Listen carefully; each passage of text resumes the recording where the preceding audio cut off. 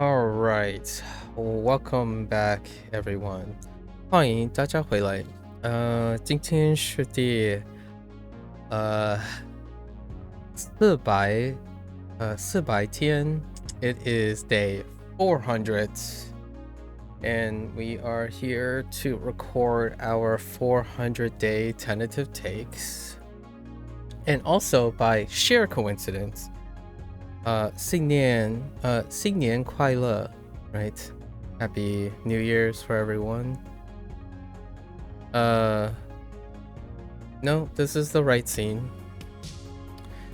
So what we're doing is doing our 400-day tentative takes, and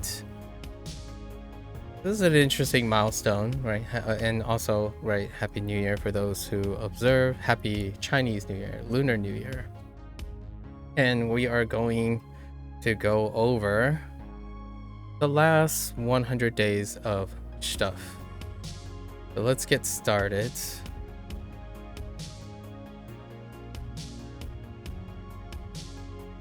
As a quick overview, I just did this a week ago for our 400 Wanikani session, right? Okay, so what are tentative takes? Ooh. Okay, what are tentative takes?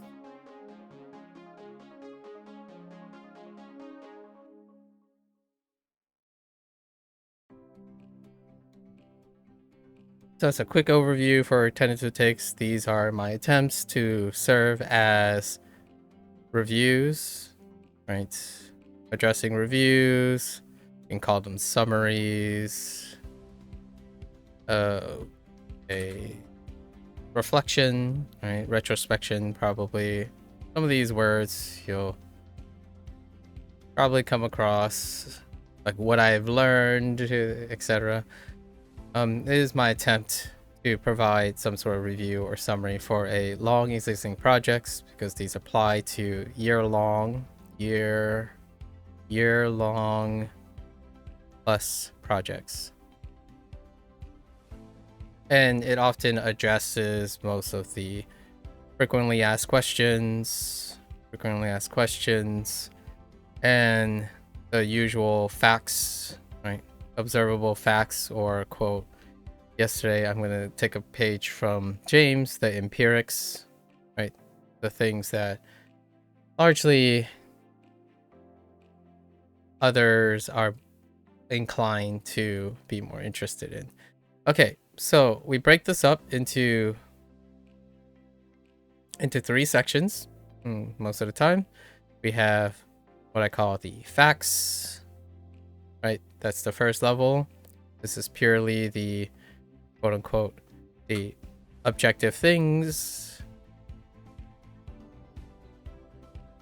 Things like duration, length, time, non-negotiable. They have already happened, right? These are the past observations. I start with this because that is the most superficial level, right? The very first introductory level, the most plentiful as well, and non-subjective interpretations that people look for. And then we enter our second section. The second section is the archetype. I call them the archetype section.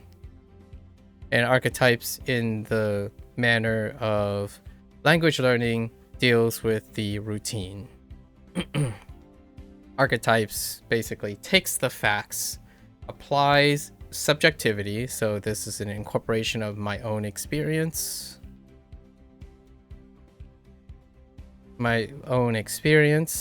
in order to present a reproducible, or an attempt to produce a reproducible model, right? Hence the archetype. And then the last section, and these are in no particular order, they overlap. I'm color coding them for expedited interpretation. The last section is personal. So now we're talking about purely subjective most of the time, right? You can see the progression is going from objective to objective and subjective, and then purely subjective. And these can address like hot takes, possibly hot takes, trends, and personal things, more or less.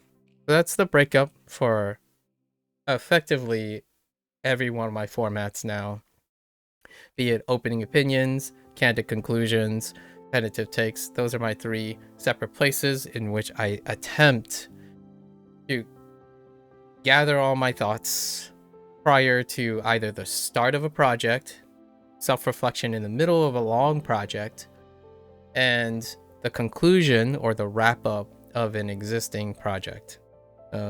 All of these follow the similar formats now, and no, they are not short. They are still incredibly long formatted because I don't think it's incredibly appropriate to summarize thousands of hours into 10 minutes.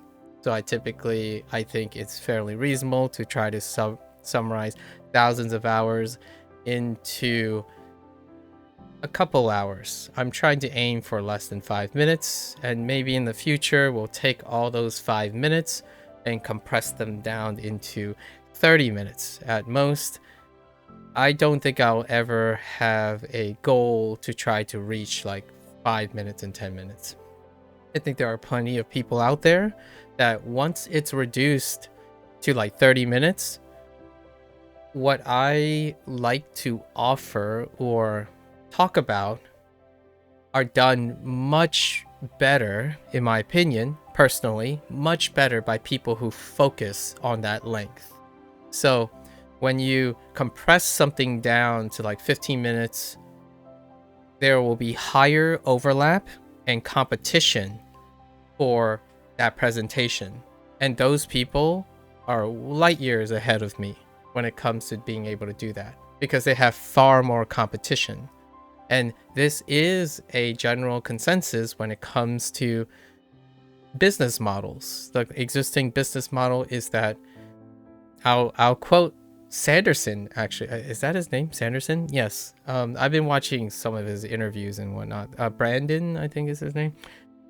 Sanderson, the person who like picked up the writing for Wheel of Time, and then he has a long existing fantasy. He's very influential in the fantasy writing thing. Like, to give you an example, it is far more lucrative and productive and even incentivized to write smaller pieces, a bunch of smaller pieces, than try to merchandise an extremely long piece.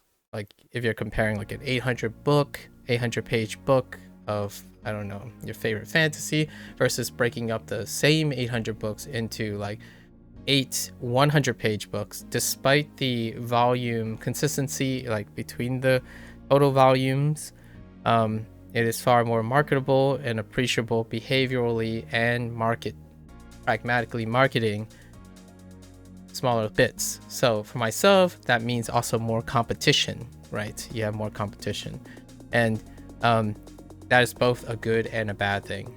In my opinion, the quote bad thing is that it doesn't reach my overall goal of trying to encourage people to develop skills that deal with long analyses like critical thinking, posterity, legacy building, like truly the long sense of skill building. However, it is also that I concede I'm also not excellent at that either. I believe whatever I'm doing now legitimately is not in demand, nor is it practiced in this way. So this is my attempt to kind of meet that challenge a little bit. And no, I don't expect this stuff to become popular in the future. I do expect that in every one person's ability, they should be able to do these skills for themselves, but not as a marketing tool, right? I'm not here to sell a crash course, shout outs to John Green and Complexly, a crash course on how to adequately invest in oneself's form of evaluation and review, and so these are often discovered and or practiced through like higher education or some sort of professional job that requires you to continuously improve yourself, right? Anyways, that's a little slight digression on why I do these things despite no one asking for it, because I do these, period. It's part of my life. I have to keep myself on my toes, make sure that I'm not becoming complacent and losing track of that also special incomprehensible input.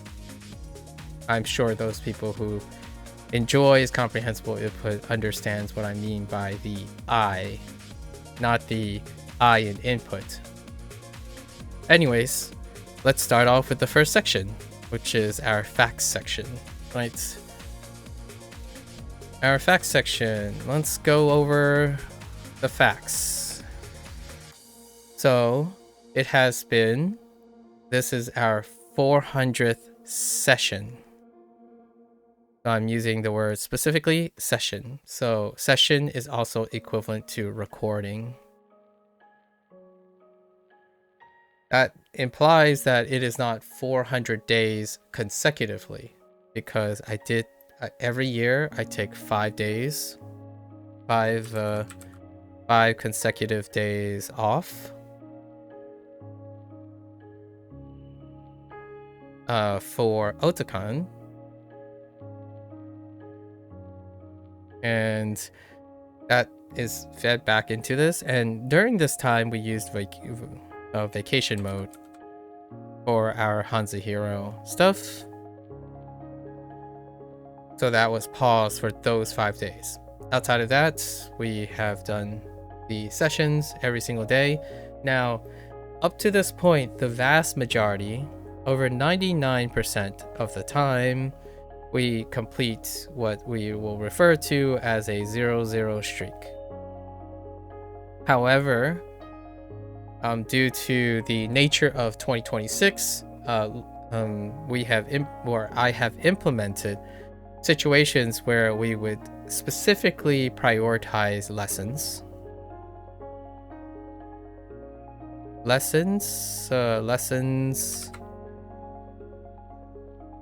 over an optional bottom line of omitting reviews. So reviews have become optional, largely due to the load that I have via conversations, monthly projects. In order to juggle a fourth thing, I would opt out of reviews, and they can carry as much as possible. I can carry a very high volume when time permitted.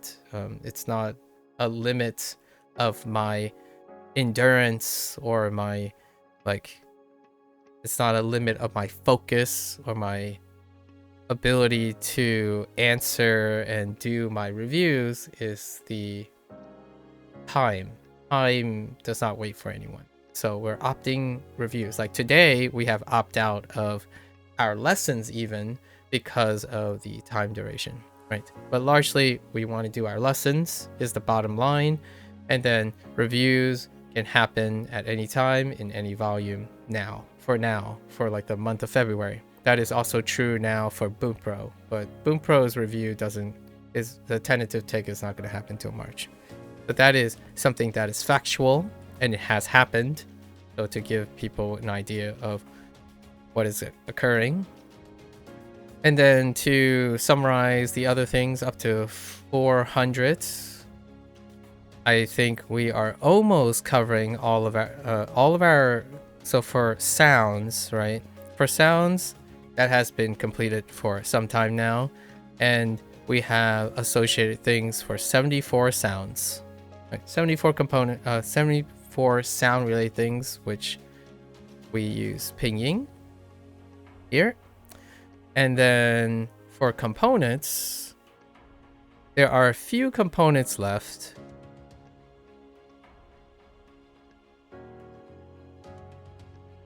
At the moment, we're sitting at 503 components, right? And I believe there might be like 10 left. So that will be completed in its own right. And we're sitting at, for our characters, as of day 400, we have 2,744 characters. For myself, in total, when it comes to the script, the script that is used between Hanzi and Kanji, it's about 4,000. We're getting like in the neighborhood of 4,000. And when it comes to combinations, and then we have words, of course. We'll talk about quite a bit about the word situation in HanziHero. It's at 4,544 as of today, right? So those are your facts, right? That's the common questions I get. How much of something? How many of the something, right? Where are you in the terms of empirics? But less so about empirics, but more about metrics. Nowadays, I feel metrics and empirics are not synonymous with each other anymore. Empirics, to me, deal with the actual measuring of the thing, not extracting the information from someone else situation.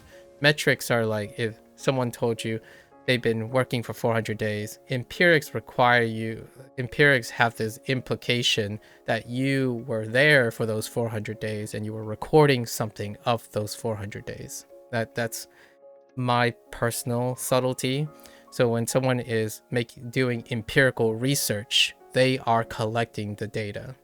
And then when they are looking at metrics, then they can acquire the metrics from someone else who empirically obtained them, right? So those are my nuances, for kind of like alluding to yesterday's long discussion about social constructs and the appreciation for the defining difference between objective and social construct.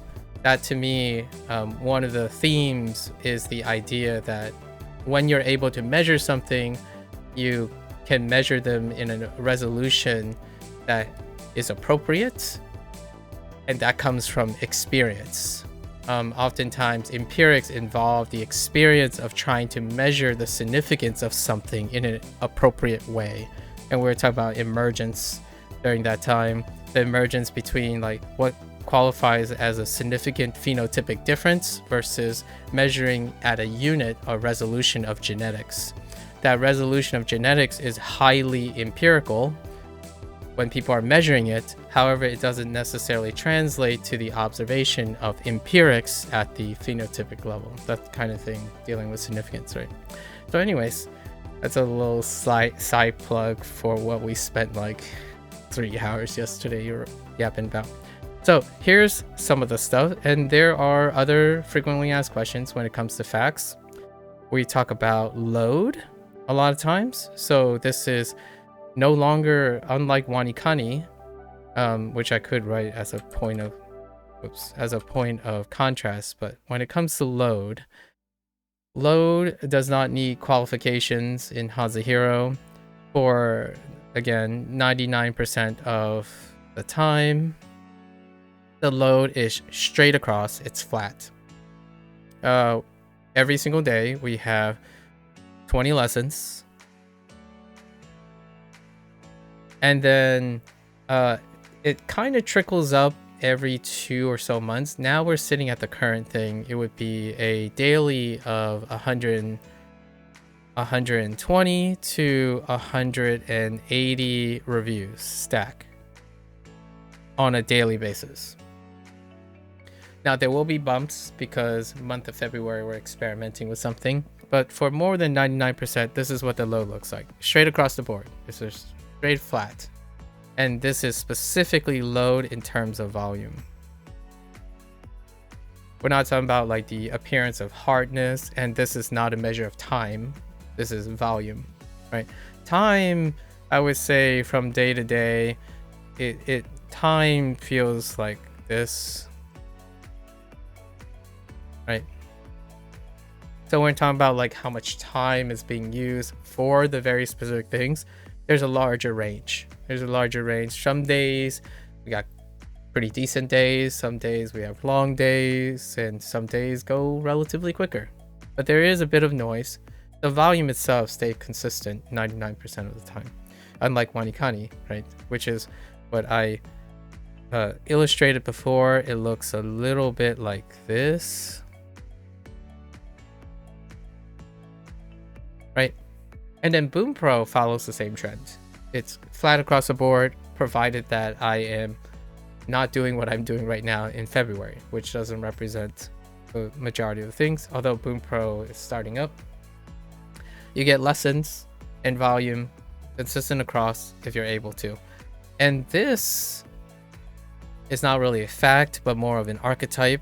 So let's throw in an archetype. One of the archetypes on the side, actually, this is more my personal take on things.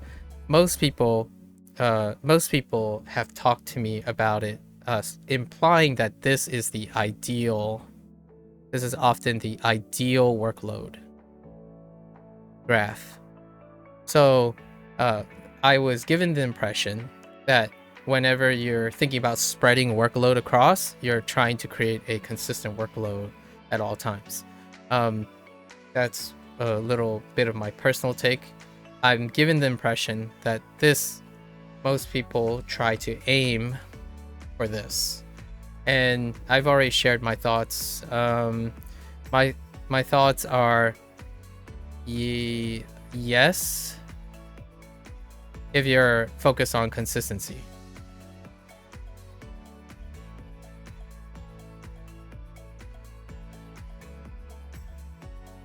This provides a foundation for if you can increase something and decrease something, right? So to speak.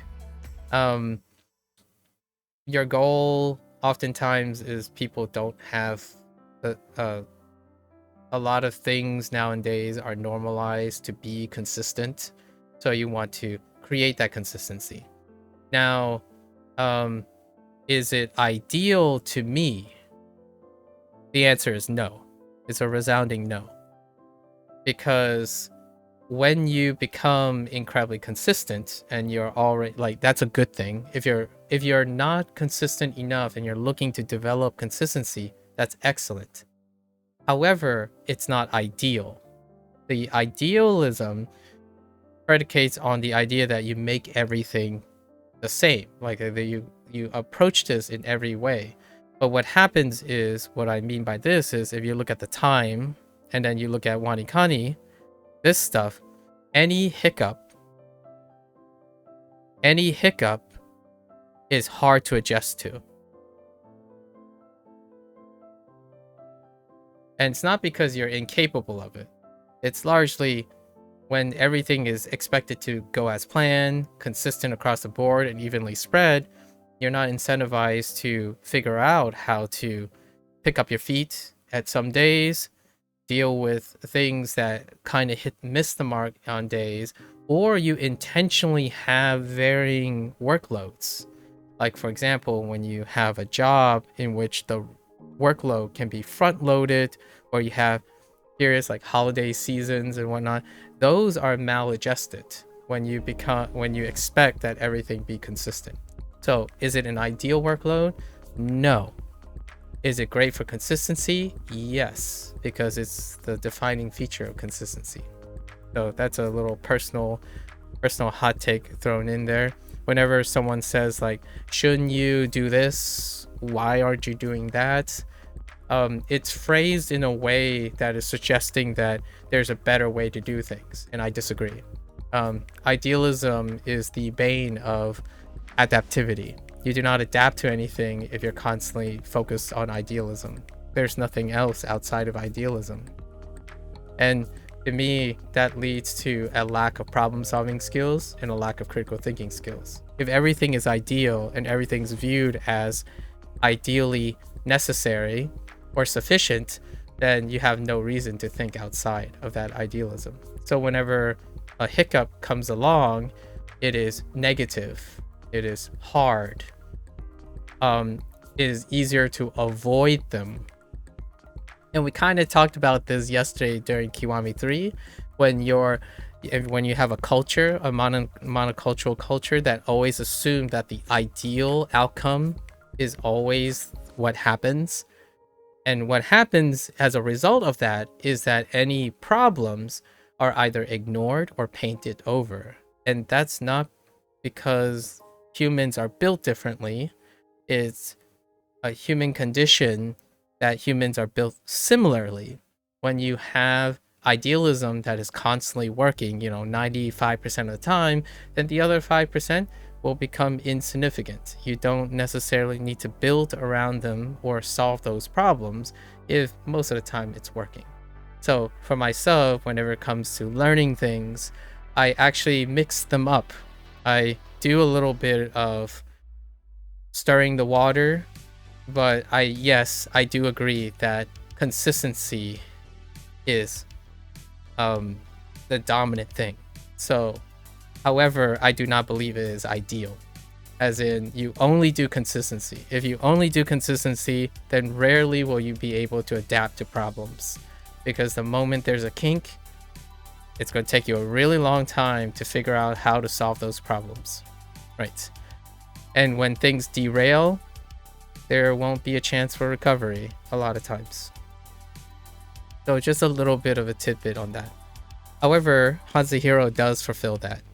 And right now, ironically or like coincidentally, despite me saying consistency is king, still like the majority of my stuff, this month is proving to be a really fun challenge. Like, I'm well rested right now, but I'm also 5 hours behind. Like, what I mean is 5 hours off my schedule. And then of course, some people like Procall ask, would this affect my drift in my circadian rhythm and that stuff? The answer is really no, because after 1 or 2 days, I will readjust, right? Because I have the ability to do so. And that's kind of one of the things about problem solving. If you're constantly expecting or always looking at an ideal way to stay healthy or however you are, any ruffle or destabilizing your homeostatic condition, it is often viewed from a concern or projection. And I really appreciate the concern. Obviously, it's from a place of compassion as well. And the idea is I can recover from it. Like, oh, that's okay if one day I spent 36 hours awake. It's okay if I skipped 1 or 2 meals here and there. That's the idea. Living and consistently idolizing a specific method, it's not a good or a bad thing. It's an excellent thing if things always go your way. And honestly, my life personally have taught me that most of the time I actually assume things don't go my way. And that's the idea of that confidence or that security that I feel. When someone says, oh, but what if this, what if that goes wrong? It's like, well, I'll learn to manage it. I will figure out how to work with it. When you're going about and you're thinking about doing something and you're constantly worried about what ifs, that's what I mean by viewing consistency as the ideal way to tackle something. If you're constantly working towards an ideal procedure or protocol before you start, the deeper you dive, the longer it'll take for you to do anything. And that's kind of the balance. So not ideal, but excellent. Consistency is excellent, right? It's sufficient. It's more than sufficient, honestly. It's above average. It's not ideal though. Perfection, we can go for like 2 hours on the concept of perfectionism, right? Perfectionism is an inherent quality of idealism when someone has done something enough times that they believe they are getting closer and closer to perfection. And for myself, I pick a new skill, right? Like you've done a skill for quite some time, you've entered diminished return, your consistency creates intolerance, right? Little kinks that used to be not a big deal have become very big deals, because the minuscule, like the smaller differences are all that matters now when you're becoming mastery. In order to balance that, you humble yourself, or you reset yourself, so to speak, and enter another skill building exercise that have large waves and large errors, so that it can remind yourself that, yeah, it is very hard to be perfect in a skill that you've dedicated your entire life to. But don't forget that you are also dynamic and robust when it comes to problem solving when you started the skill that you have now like largely mastered. I think that goes with pretty much the concept, the underlying core concept of this paves to learning itself. Learning requires that you're able, in my opinion, to do all of these things. You're able to understand that when something is consistent, it's great. It's also complacent. When you stir the waters, somehow things become more rewarding, more challenging, and it itself can present consistency where there isn't consistency. And the consistency is being able to continue and, power through things, feel good despite rocky roads, that type of thing. I think all of that, the thing that I'm describing is problem solving. Problem solving. So this is a hot take. Problem solving and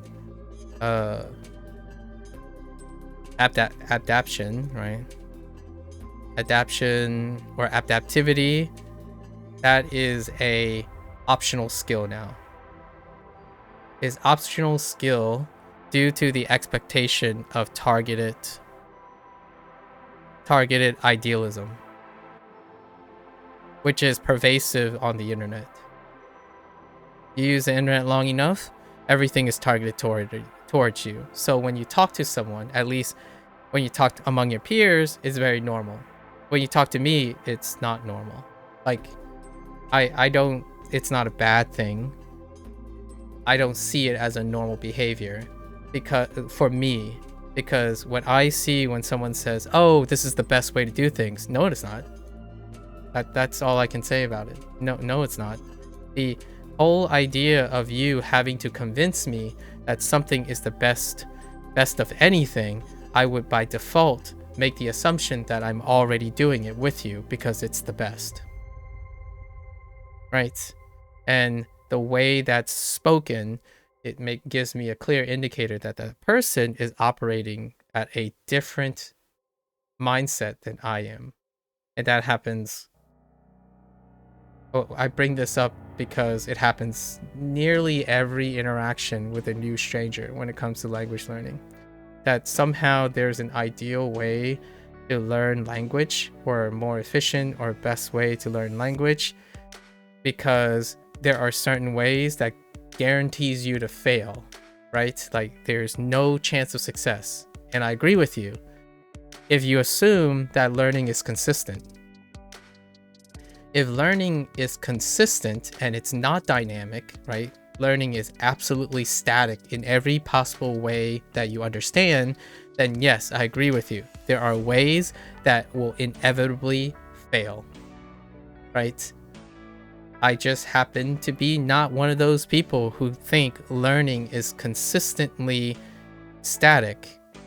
If you started learning something now, like for example, you see this graph, right? And the workload is flat. That doesn't mean I'm doing the same thing. Like, so I'm giving you the facts, and then the purple stuff, the stuff that's highlighted, that is the nuance of what I see in a graph like this that I'm presenting. The facts, the metrics, rarely ever tell you what's actually going on with the empirics of the data. So I am the person who is empirically doing the task. The person who are seeing the data are seeing the metrics that are recorded by the empirical observation of the person providing the information. So it is, in my opinion, personally, this is my own personal take, it is my personal responsibility to make sure that people do not misunderstand my metrics as best as I can. Obviously, it's not going to prevent misunderstanding. Like if I drew a flat line across the board and I tell them this is my volume, it doesn't mean that they're going to sit around and listen to, okay, well, this is just volume. Apparently, the facts that I'm interested in, like what I'm trying to illustrate here on this layout, is that I am giving the answers to the common questions that I get. And the idea is this good enough for you? If you can interpret and glean everything about me through these numbers, like, oh, this guy knows 2,744 characters after 400 sessions of HanziHero, that's reasonable efficiency. Like, I will go into HanziHero knowing that. I'm like, that's on you. That is your negligence. That is your, you're choosing to take that risk based on the metrics you have observed. And I like to welcome people and encourage people to know that when you do not stay for the rest of the things that I say, it does not explain what these numbers mean to me. Now, if you're me, like if you're my best friend or something and you read these numbers, you can probably predict what they actually mean because they are empirically observing me. Like, we are friends, so we have empirical observations of each other. And what happens is when we write a number, it means something different, right? It has nuance. But when a stranger offers numbers, it requires that you're assuming that you understand the stranger or your friend or your family member. So when I draw a flat line like here and a stranger comes in, it's like, oh yeah, that looks consistent. It's like, does that mean that all your days are the same? No, the answer is no. Like, my HanziHero days are not the same. It looks the same if you're only talking about load, because you can measure load. Load is easy to measure, right? These metrics are easy to measure. Like, if I give you a better example, it's like someone looking at a streamer and say they have 10,000 viewers, and then they're looking at another streamer, that viewer has 5 viewers, and then you're saying, oh, that five person that has 5 viewers is obviously working less hard than the one working with 10,000 viewers. That's what happens when you look at metrics and not empirics. To be able to understand empirics, or the empirical process of observing and collecting data, it often gives the person experience to understand, well, there are many ways to explain that. I mean, the likelihood is that that other person is doing something that is not making them popular, right? So what other empirics can I collect to affirm that maybe this person is not working as hard as the person who has 10 million viewers, right? Or 10,000 viewers, or like 100 times more viewers. That's kind of like the exercise that I'm practicing here. What is one of the secret agendas of tentative takes? I'm trying to look at my facts. So I look at these facts as well. Like, each day I log on HanziHero and I'm like, oh, hey, I learned 20 more characters, or I learned 7 characters and 13 vocabulary words on a daily basis, right? That's which I can write here, by the way. Typically, 99% of the time, this is the 20 lessons are made up of 7 characters.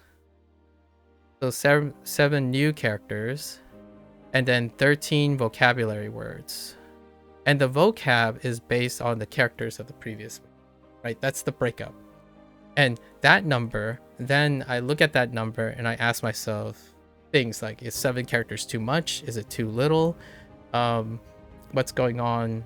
Like, what does that 7 mean to me? That's kind of the exercise here.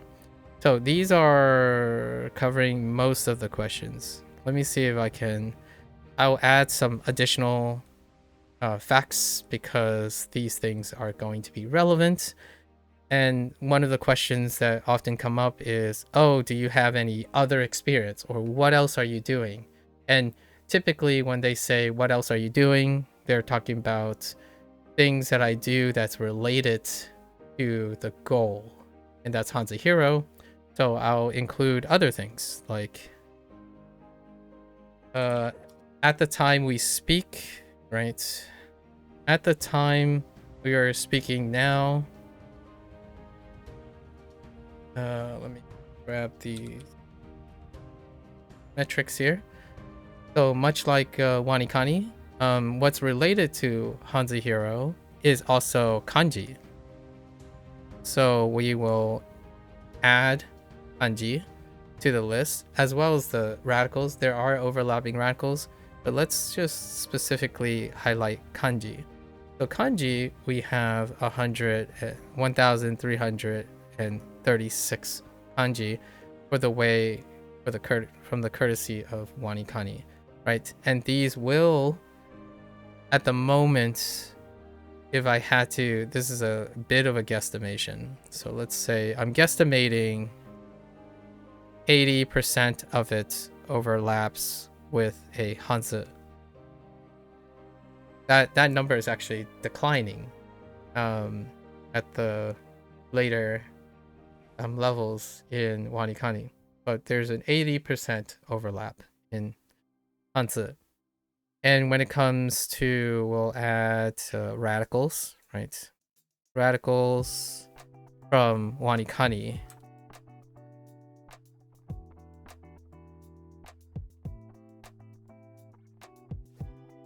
There are 441 of them. And the overlap is, I'm still going to put it around 80% of HanziHero's components. They're referred to as component. Right, so this is relevant stuff. And then lastly, to a lesser extent, there's also Boom Pro. And Boom Pro's overlapping is dealing with the idea of words, so vocabulary. And often vocabulary does have an overlap between Japanese and Chinese. And right now our vocabulary is sitting at 940 vocabulary. And these are specifically from the N5 group, right? And if I had to take a early measure, I would say 50%, approximately 50% of it has an overlap with Chinese. And I'm writing Chinese because it's not necessarily the characters, but the idea of the whole thing, the meaning and stuff. If I read the vocabulary and I think of it as Chinese characters or Chinese, like the way the meanings fold together, I can probably ascertain 50% of the vocabulary in the N5 group. So, and then we are not going to talk about English because this is a focus on HanziHero, but English does play into the whole vocabulary thing because there are loan words in Japanese. In Chinese, it's like less than 10%, where there's like transliteration that would present opportunities to apply English, right? So that's one thing we are getting at. And then as a personal share, right, I have done no additional grammar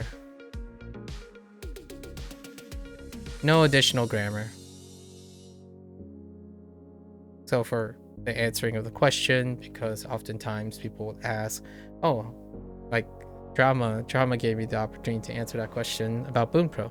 Well, in Chinese I don't do any additional grammar. Largely my personal take on it is when you pass, so here's facts from previous, within the 400 days of HanziHero, even earlier, like in Duolingo, The facts are during my Duolingo time, which was a year's time, right? As well as the last 400 days, right? Last 400 days. We have covered, or over the times, right? Over the times, we'll say, not with like the first, it's kind of harder to say this, but the first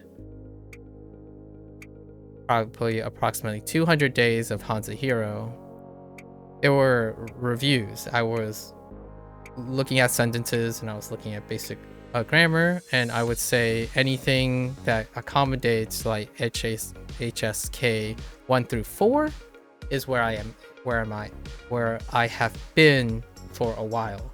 And all the new discoveries, like stuff about HSK, if there are anything, HSK 5 through 6, which is like covering the span of colloquialism,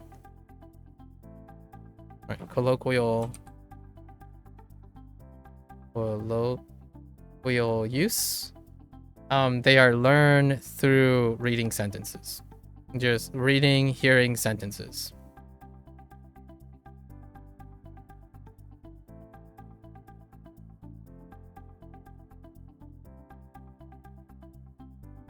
And as a personal take about this particular point is that I feel, I talked about this a bit, Chinese, the thing about Chinese is that a lot of the grammar is inherent to the understanding of the characters and the vocabulary past a certain point. So when you're thinking about like Japanese and stuff, yes, there are still things that you probably aren't as inherent or built in for Japanese, so I'm still reviewing those grammar things like conjugation and whatnot. In Chinese, those things don't exist, so to speak, but they kind of do. And the idea is through the understanding of characters and vocabulary, and then as you see them occur in sentences, the characters and the vocabularies themselves kind of carries that grammar and arrangement. It's kind of hard to internalize until one has experience it past a certain point, right? Anyways, that's my belief, hence the color. Okay, so all of that aside, that makes for a pretty decent summary, right? For the facts, I can probably think a couple more, but we're not trying to be comprehensive here on what constitutes as comprehensive facts. I try to think of off the top of my head as many common things that I can answer off the bat with facts, with metrics.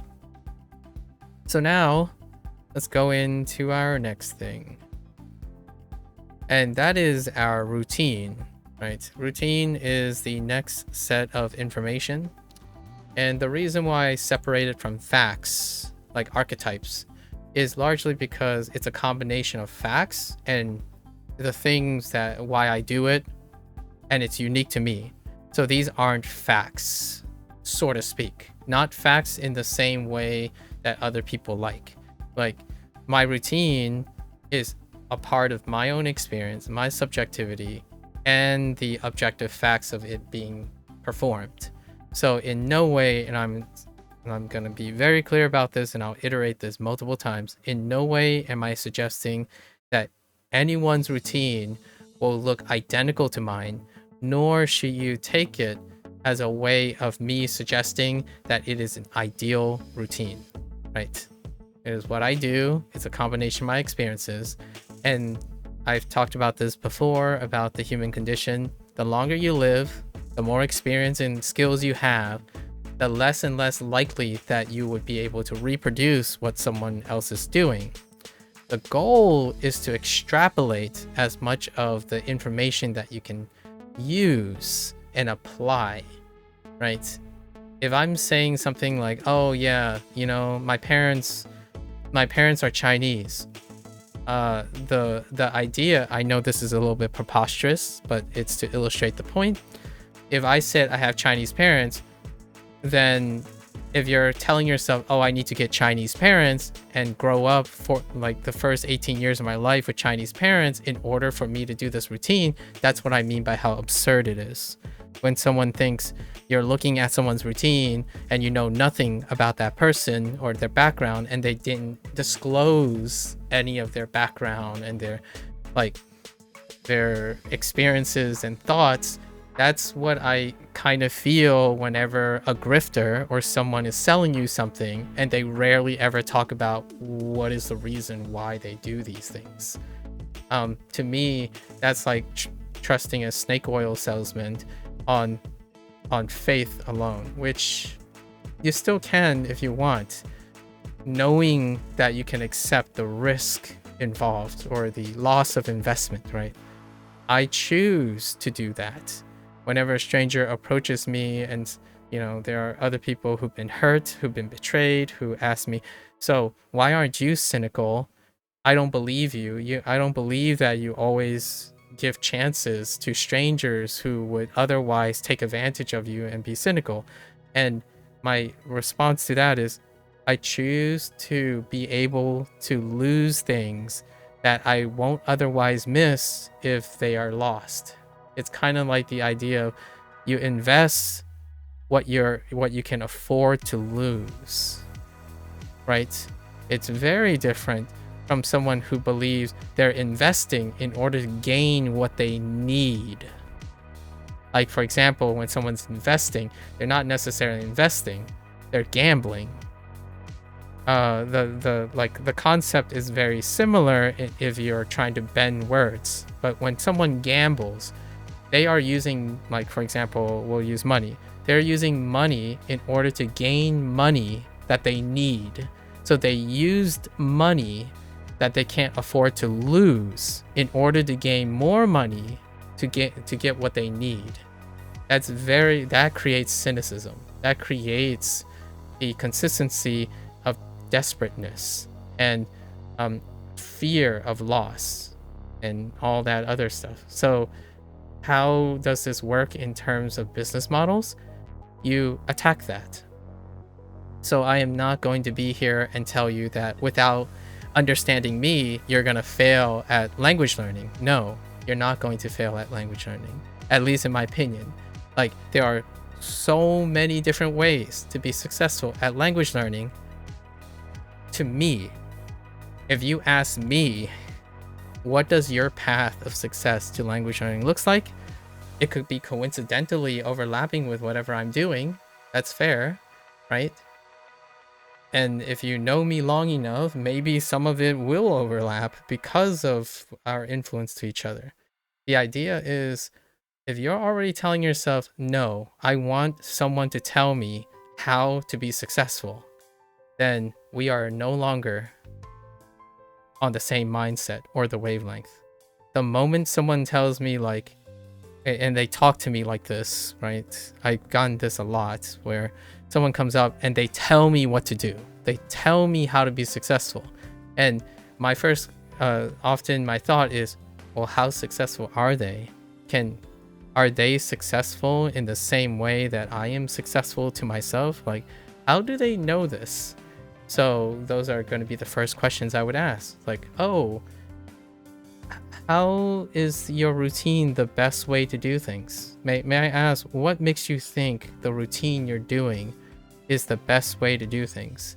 And they would say something like, well, you know, this successful guy that I've seen, they did this, and then lots of other successful people they were able to be successful because they used this method. I'm like, okay, and how's it going for you? And then can you tell me a little bit more about the guy? And then also, can you also explain to me what is the behavioral breakdown of all the people that they claim to be successful? Is there like a common trend between all of them? Is there a pre-selection problem? And is your results matching up with theirs? And then with that, can you describe all your results to me? Not some testimonial or some thing from the person who's selling you the thing, right? Because I want to understand that that person has empirics. They have the ability to evaluate their advice that they're giving me. And with that line of thinking, this is also why before I start this routine discussion, I want to tell people this is what I'm currently doing. And I hope that some of it can be inspirational, coincidental, corollary. It might sound like it's someone else's strategy. That's a pure coincidence. Because when I see someone's strategy, I'm almost 40 years old and I've dedicated most of my entire life to learning. So no, I have never felt like I was a master of anything, because if I was a master of anything in my life, then there would be nothing left to learn. So take it from my mindset that whenever you have something to say, I will definitely take it and ask you more questions. I don't think that is, as a minority voice, like in this situation, I don't think that's how people acquire informations and skill nowadays. They believe that knowing is mastery, and knowing is the same as empirics. I disagree, and that is a conflict of interest. You don't have to like argue against me like, oh, it's not true, it's true. I'm okay with you not believing that, right? Like, so if anyone comes by and say like, oh yeah, well, knowing the numbers is the same thing as collecting the data itself and like understanding what to do with the data, like, that's fair enough. Not here to gaslight you. However, if you want to know what I'm thinking, I disagree with you. If you know a lot of information, it has no intrinsic value until you demonstrate that the information you have actually has value. I know that sounded like a cyclic argument because I ask this all the time. When I'm presenting my information here, which I'm going to soon, very soon, when I map out my routine and talk about encoding, it does not have any intrinsic value to anyone else until they are able to empirically use it to create value of their own. So I don't agree with other people who sell things in the way they approach things. That doesn't mean they're not respectful. They're very skilled. Like, I really, with all due respect to them, they have their own opinions and how they work. But when I share information, I'm not going to tell you, and I'm not going to guarantee you that it has value. I want to encourage you to see the value in it. And it is up to you to determine, for whoever in the future, even my future self, when I turn 50 from now, and if I look back on this, I want that person in the future, my future self, to see that in those years to come, that I have found additional value in the information and the stuff that I practice now. Because knowing does not provide value. Doing and applying it, outputting all your hard work and inputting, creates that value. I think it's so underappreciated nowadays, where you can sit there and consume for hours of TikTok, podcasts, YouTube videos, and then convince yourself that there's some value behind it.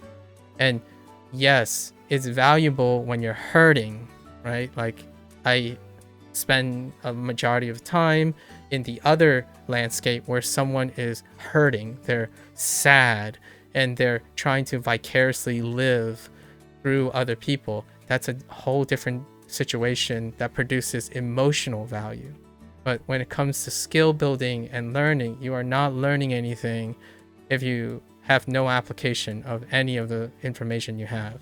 So when you're trying to tell someone something, use that information to build something, right? Like, if you watch the movie, for example, and you love the movie, then you looked at the movie and you're like, oh, you know what? I can come up with theories and fan fiction. I can also try to predict the future of what they're going to make, and then you share that information with someone else, and then you brainstorm together to make other fan theories together. That is the value that spawns from information.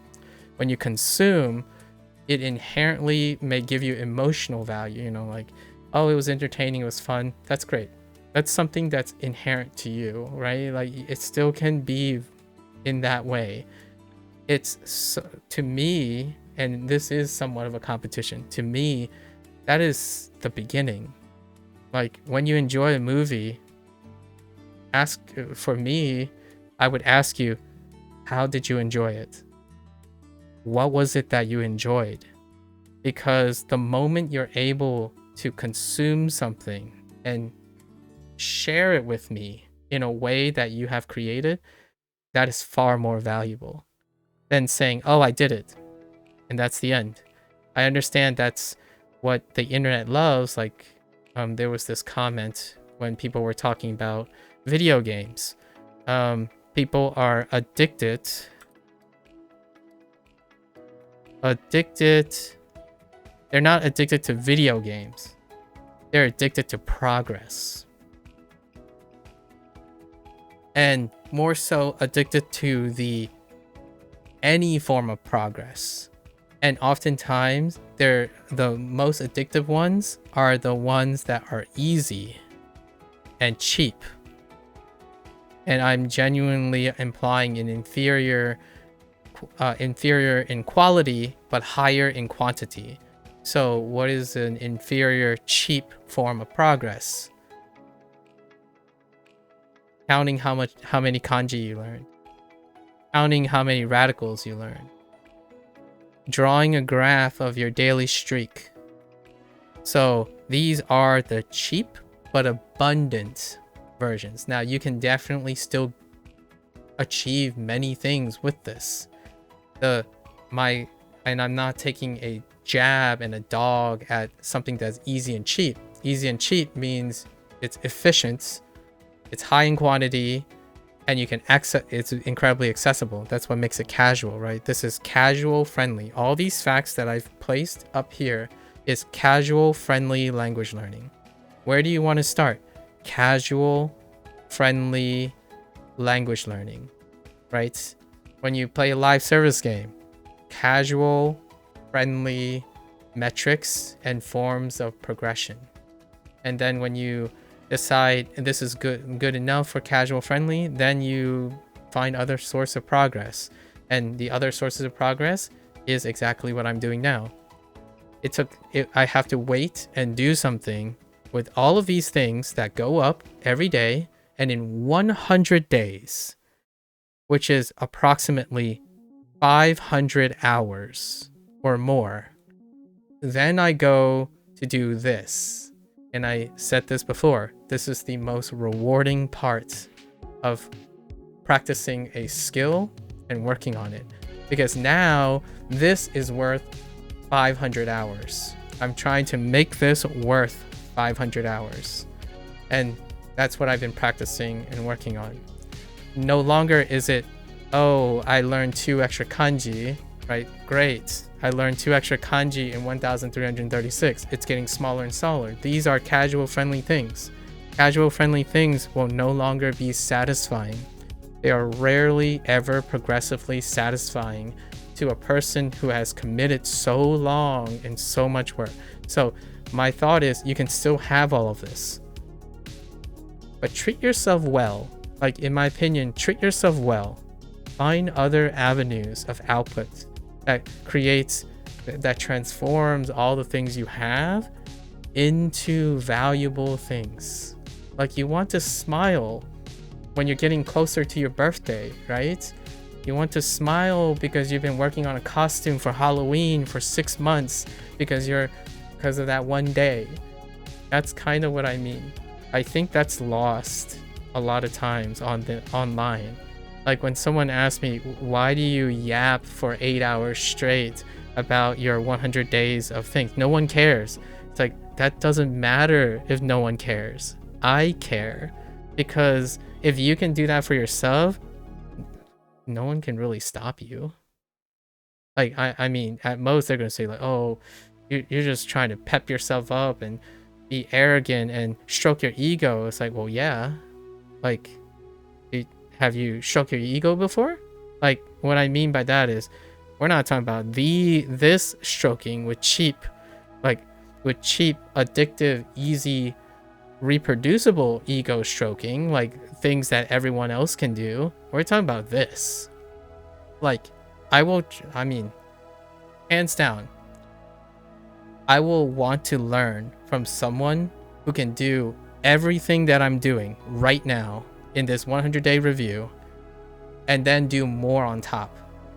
If that is possible, I'll challenge anyone, even my future self, if they can find someone who said exactly the same things that I said, covered all the particular points, all the disclaimers and everything else, and they did that and more, then I can admit, and I will sit down, lower my ego, and be humbled by how rudimentary and reproducible my process is.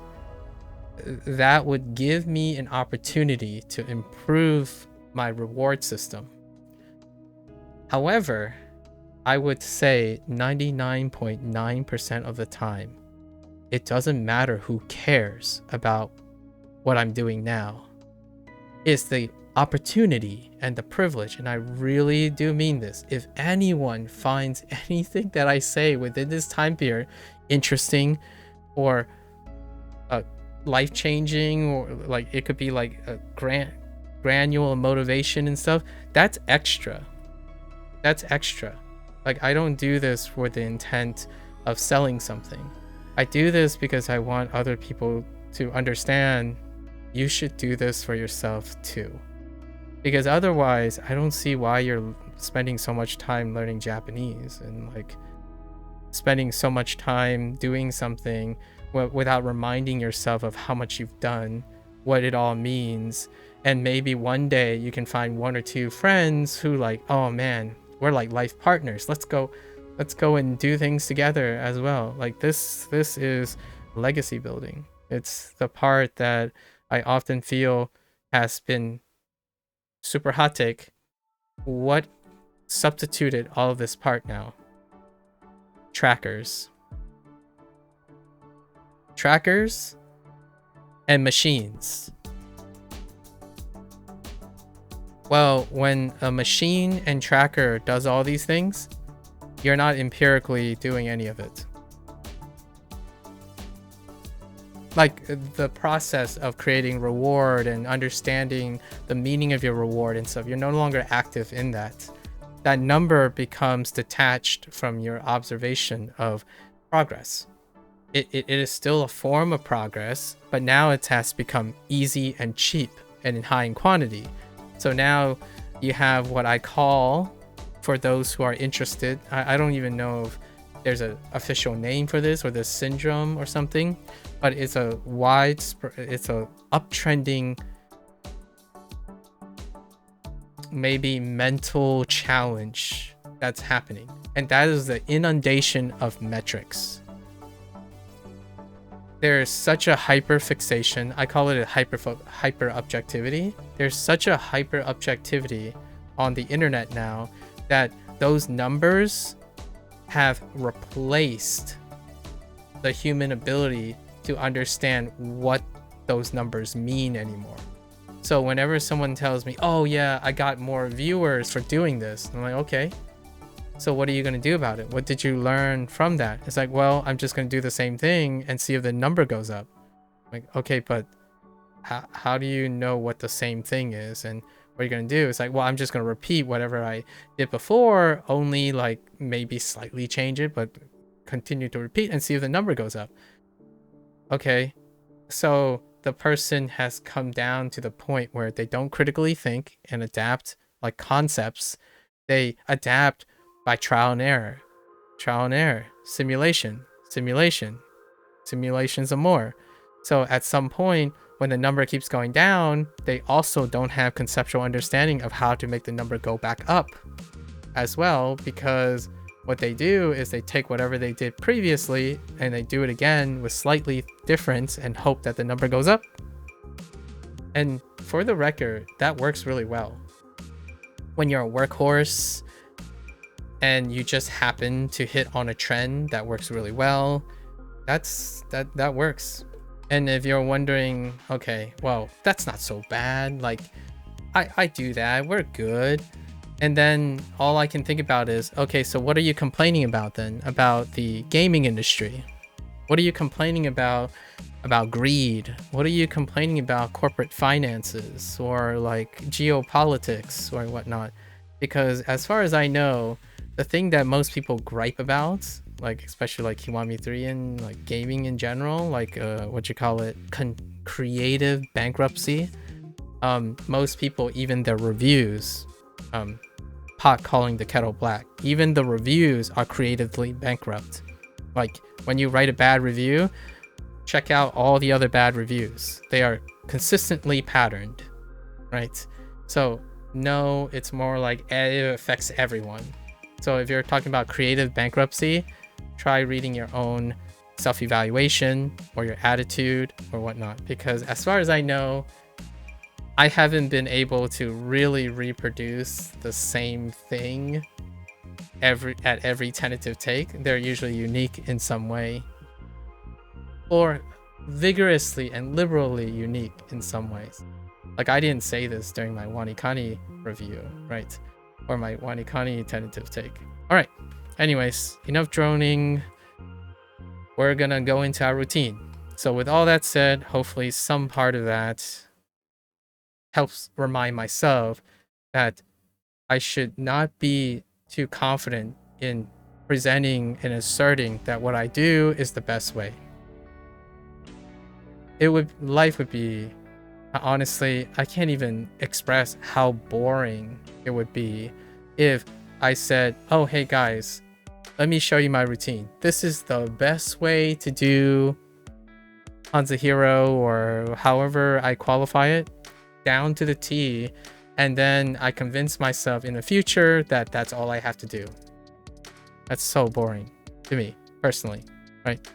It's not your opinion, it's my opinion in this case. It's boring when you say, yeah, that's the best I can do. Like, that's a wrap. No, in another 100 days, it's probably going to be different. So let's go over what's the current routine. And this will go pretty quick because I kind of already practice how I lay it out in Wanikani, so I can like work on top of that, right? So our current routine. So first thing we're gonna go over is encoding. I didn't do lessons today. It would have been nice if I did the lessons today in HanziHero, so I can like really iterate on the things. So encoding, the first thing I do is you see the character, right? So you see character. So in my field of view, it's either the character or the radical or the thing. And then we then break down, are there components? Again, components is the term that they use for radicals, right? That means that I'm actively recalling the components. This is an active process because the characters themselves don't necessarily have those words. So we're talking about active component recall in English. The components themselves and the radicals and the characters themselves are supplied. So they are triggered, right? So the characters themselves are the trigger. This is kind of a passive process because it's more passive because you need the characters to show up in order to recall something actively. So the trigger is the character and the components are the active part. And then we look at sound, and this is kind of unique. I would argue that this is unique. For me, this is a bit more unique to Chinese.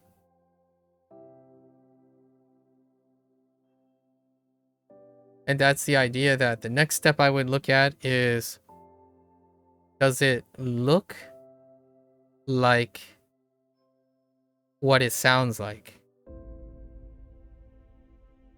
Or does it look like a sound? That's something that is in my new current routine. So I look at the character and I'm like, what does it look like? Like the way it sounds. What does that look like? And I often check. So this is a active process. Once again, we're trying to keep it as active as possible. I look at the radicals and I look at the characters. I'm like, it could sound like a way. I mean, there's a little bit of way here. There's a little bit, and what happens is this active component, right? This active component is also sounds of other words. So now I'm actively recalling other characters. So I'm defining the characters with other characters.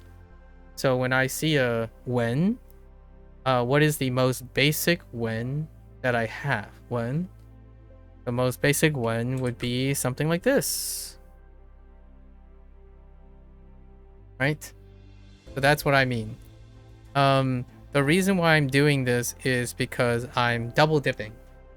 So I'm double dipping as in, if a specific character / radical or component is a common thing, I want to use it as quickly and as fast and practice as I can. Some people may say, like, here's my personal take on this, because I've been asked this a lot. It's like, isn't that a waste of time? That seems very inefficient, right?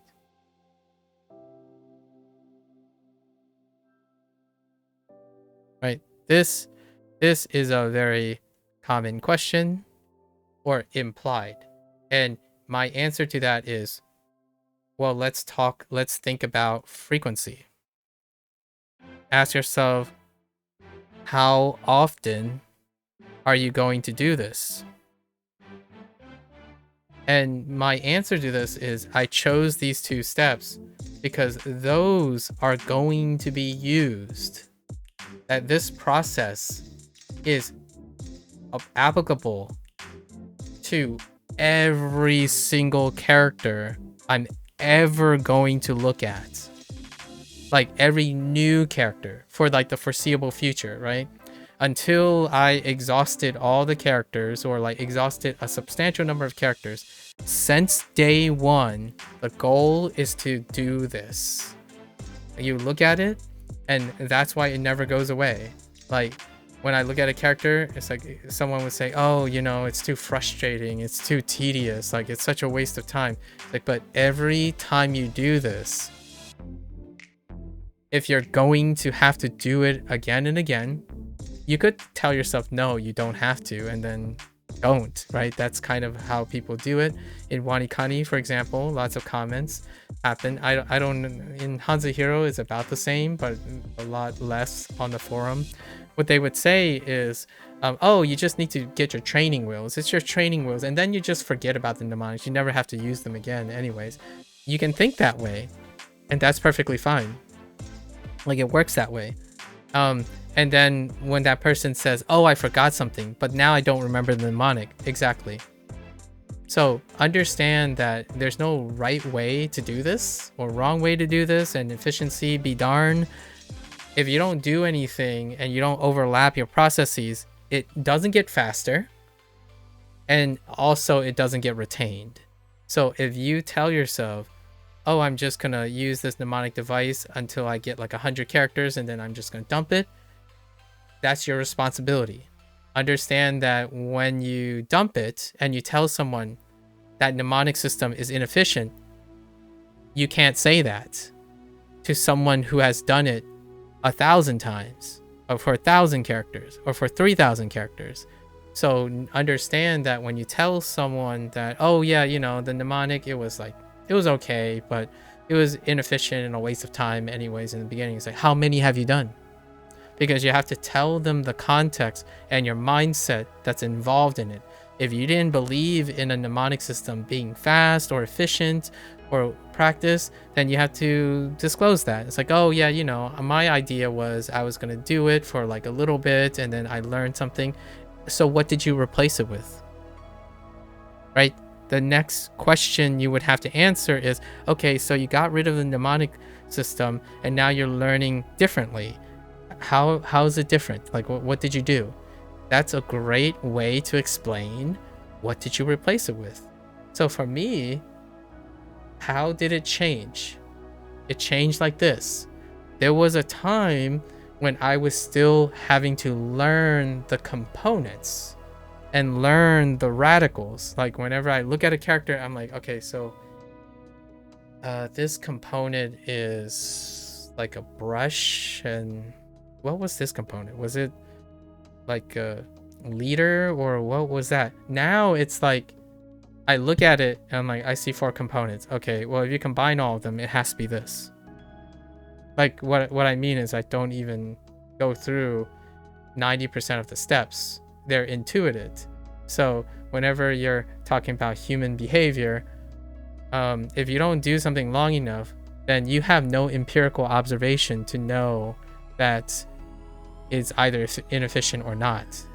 Like, I can assure you there are many things you do in your life that are incredibly inefficient objectively, and yet they are the most efficient things you do, right? How you eat. Like, if you really want to know what is the most efficient way to prepare a meal, is to not prepare the meal at all, right? And yet, what do you see people do? You see people celebrating the cooking of the meal.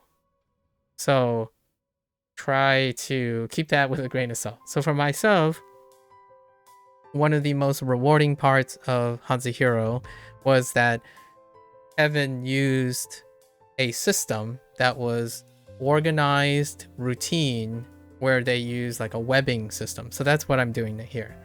Whenever I see a character, I web it, and as a addition, we have to remember that anything extrapolated from Wanikani also exists in parallel. So whenever I look at a character, which I did today during my Wanikani lessons, whenever there are lessons, I look at a character, a kanji, and I'm like, oh, that's a shun? I wonder what shun lines up with. It could be anything. In this case, it was Jew. Like, oh, alright. I suppose. And then there were times when it's like, oh yeah, that's a mien as an excuse. Mien, excuse. And I'm like, that's probably men in Japanese. And it turned out to be men in Japanese. And guess what it means? Excuse. So, webbing. You actively do webbing. So, webbing is my theory about neuronal connections. When you create a web and you overlap as many sequential information together, it reinforces each other. So every time I'm actively looking at a character and look at the sound, I'm also doing it for kanji. So every time I'm doing kanji, I'm doing hanzi.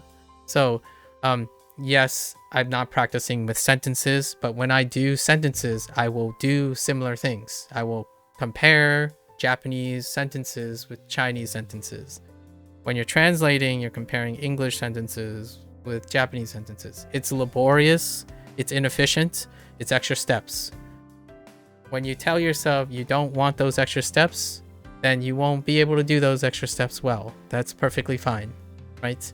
For me, it's how I reinforce retention. So retention goes up at the cost of, I guess, quantity amounts, or like at the cost of speed. Like a lot of times people argue like, well, then you won't be able to speak fast enough or read fast enough. My question is, how fast or how slow do you think that you need to be in order to be satisfactory? Because I need to know that. When someone says, oh yeah, you're always going to be translating in your head, it's like, yeah, I know. What do you think I'm doing right now? And then someone would say, well, that's not true. There's no way you're translating in your head right now, because how could you do it fast enough to have this conversation? Like, it's the same way as how I can form multiple conversations in my head and think about what to say next while currently saying the current thing that I'm saying now. I have 3 or 4 topics that I could go into right now. Right? Like, there's no break period or broken idea period in 90% of the time when I'm forming an idea, because yeah, something that is inefficient and can lead to new places, and you have to take new information and improvise that new information. Well, through practice, even that becomes sufficient, at least sufficiently fast enough when you're engaging in communication. So maybe you could argue I'm built different. I don't think so. I think there are plenty of times in my life where I've been assessed, like not assessed, but examined, right? Analyzed to be a relatively average person. Like, if at most, I'm above average in terms of some sort of baseline genetic inheritance for like superiority or whatever you want to argue in terms of genetic diversity, right? I don't think it's outside of the reach of a person. So whenever someone comes on and dogs someone else by saying, yeah, it's inefficient, there's no way you're going to be able to make it work. And I'm like, here I'm thinking, man, it's hard to even fathom how something can be so inefficient and a human can do it. You guys ever seen Morse code? Like truly see like someone communicating in Morse code, like it's or someone doing texture art where they would individually do every painstaking thing, and somehow that person could possibly produce that piece of artwork before I could even draw like something remotely like it, and with less strokes and more efficiency. So in my opinion, do not discount your human capabilities. People don't have to be savants or Renaissance men in order, sorry, that's a little misogynistic, a Renaissance person in order to do these things. The idea is finding ways, personally, to reach the efficiency that you want, which I don't know what that is, and also the retention that you want. And though these steps, I favor retention. So like if I had a 80-20 split, I wrote 20-80, 80-20 split, 80 of it is retention. And the 20% that I lose, that's lost value. It's a response. The other 20% is a response to the times, the things that I need to do. And if they never occur again, they are lost, right? So they no longer have value. And I try to, the way I can offset this is I try to record this stuff. So then I can remind myself through legacy that is lost, but I have done it before. What does this 20% represent is this. This 20% is the easy, cheap progress. The other 80%, hard, inefficient, rigorous, rewarding, smile on my face, up and down, hardcore retention. And you might be thinking, okay, so what does that look like? Remembering people's names, having discussion with people, trying to help people solve their problems, smiling, trying to figure out more ways to make people happy, or making new friends. All of those things are hardcore retention problems. The other stuff, like what my streak is, like how many kanji I learned, that's for recording purposes. You literally have trackers for those things. They're cheap, easy, and filled with quantity. So whenever someone asks me like, so how well do you think your experience have taught you? Like, you streamed on Twitch for 7 years. Like, what have you learned? What is the value of doing it? Because the question they're asking is, they're looking at me and they're like, your average viewership is 0.4 viewers for 7 years. I'm like, so why are you doing it? What's the point? I'm like, it's 80% of it. It's to practice something so that I can use those skills later. Or actually, I'm already using those skills. They just happen to be not applicable to Twitch. So what am I doing on Twitch? I'm recording. What am I doing on YouTube? I'm recording the things. So those things I won't remember. Like, anything that doesn't come up in like playing video games, right? The act of playing that video game, it probably falls in the 20%. Like the nitty gritty details of this specific thing, it will fall under the 20%. The 80% is, what is the meaning of that video game? What are the experiences that I have to painstakingly repeat and reiterate and transform each and every time to keep them with me? My memories. So to illustrate, 2 or 3 days ago, I'm gonna say like 4 or 5 days ago, that person, a person that I know that I talked to recently, came back and she basically said, wow, you really want to mention this at every opportunity. It's like, well, the truth is, no, I didn't mention something at every opportunity, but it is also true that I'm trying to mention it at every opportunity, because the more I mention something, the more I transform that something. That is the most important part. What that person was implying when they said, oh, I always mention this, is that it's the same thing. And that's a person that I understand likes cheap, accessible progress. And they do not understand how long, consistently work and skill building will become rewarding in the long run. And you know what I know about that person is that that person does struggle with almost all of these things. So whenever someone tells me like, oh, I was here and the last time you mentioned the same thing. Oh, it sounds like you mentioned this all the time. It's like, how do you even possibly know how asinine that sounds? Like over 5,000 hours of conversation, and you happen to be witness me say the one thing twice for 1 minute in 2 instances, and you have concluded that I say that all the time. That to me is the symptom of easy and cheap tracking, because people don't hard track things anymore, right?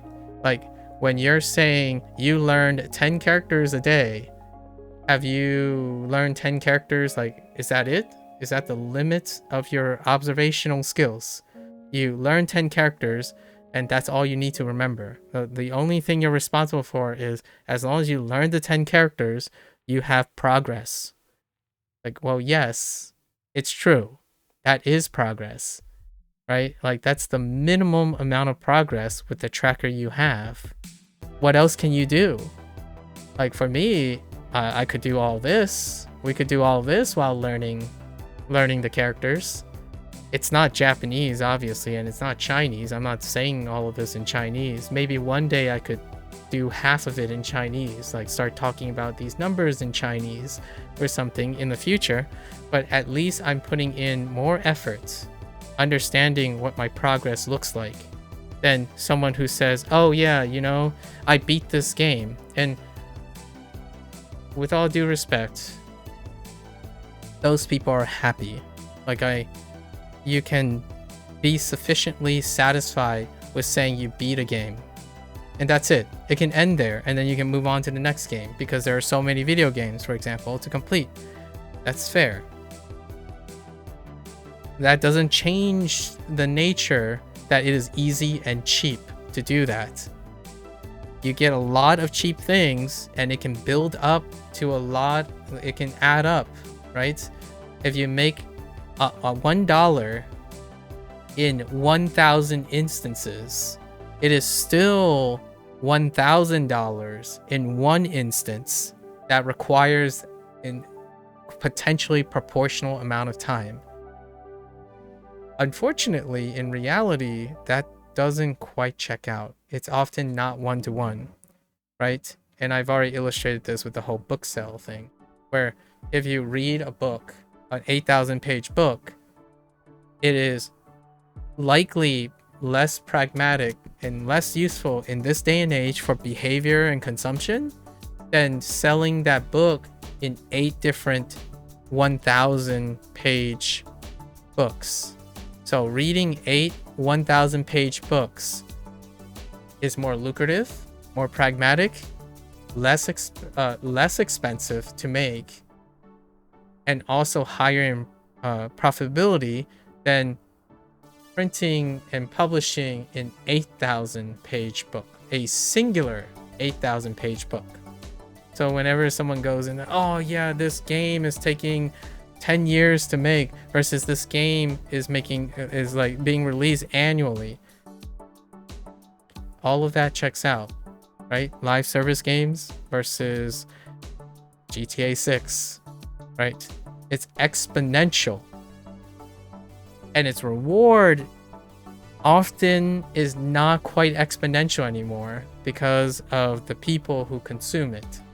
So whenever you have a game that's a once-in-a-lifetime game that's released in 10 years, it still does not capture the immense value of that game, right?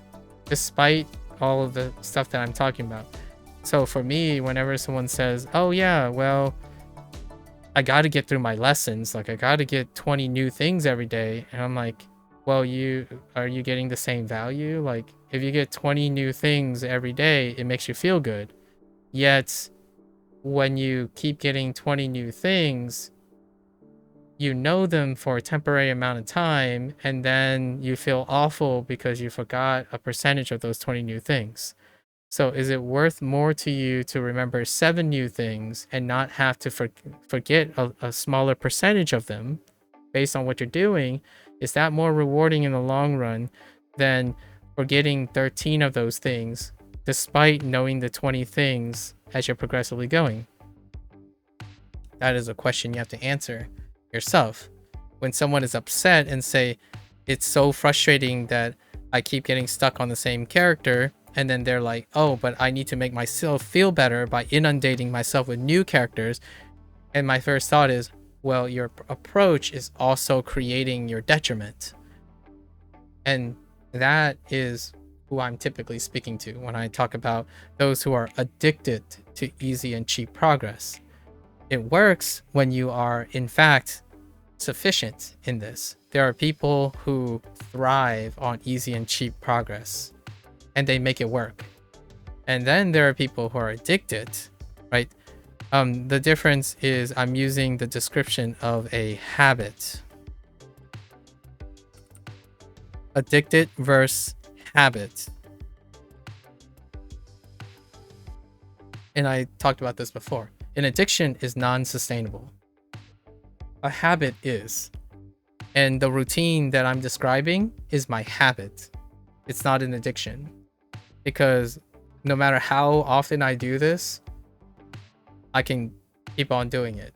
It's not taking away from me. Like, it hasn't reached what I call the scalability problem. So recently though, I did hit a scalability thing, so now I'm trying to tackle how to improve it. But this is the routine that will serve me probably till the end of HanziHero, because I don't reach a scalability problem here. I haven't reached a point where my accuracy dropped, like my retention and time dropped below a threshold, an arbitrary threshold that I have determined, which is about 95%. So if I'm looking at a character and I draw a blank on more than 5%, then I aim to find what's wrong with my routine. So that's kind of one of the hallmarks. Okay, so I look at the sound, and then it's usually looking at the meaning, right? So each character now we have to actively recall the meaning. And the meaning is an active recall in English. So we're talking about the character meanings. Oftentimes when it comes to vocabulary, or then of course the radical meanings when it comes to the characters. And that's an active process too, right? You look at it, so I look at that front page, and it takes about like 10 to 15 seconds at this point, because lessons like, oh, okay, all right, now, and then of course, then we look at, since we got the read and the meaning, or like a tentative meaning, right? Then we check. So now we check. And that is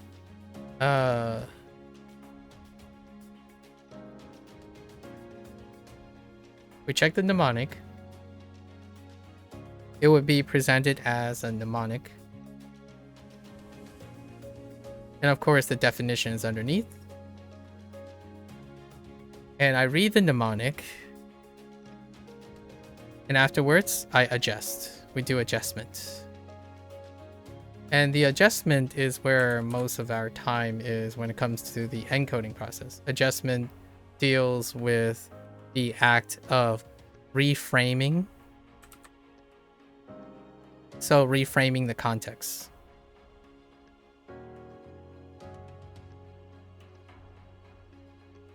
And that includes my own mnemonics. And that's it for encoding. And this is where Wanikani and HanziHero splinters. The adjustment when reframing context, Wanikani used a near rhyme situation where every kana has an analogous sound, like ah being app and apple, u being you, like you, the letter U, or like ryo being row. So those are the system that I extrapolated or extracted from Wanikani, and I kind of like tweaked it to match my own framing system. So for adjustment for HanziHero is very similar, where the system to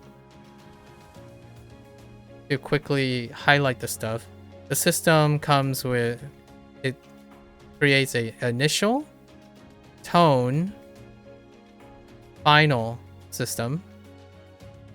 And the initial is a person, we'll say subject. The tone is the position. And then the final is the location. Right?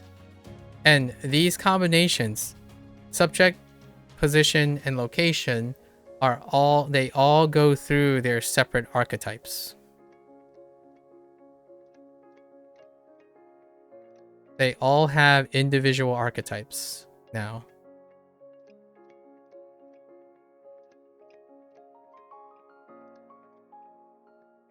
Here's one hot take that I will probably have to address here. And the hot take is many people look for a pre-existing, they believe that the value of an app, right? The value of an app is often somewhat correlated to its content. And its content involves having an ideal, pre-constructed context. So oftentimes any adjustment, right? Any analog adjustment is perceived as a waste of time.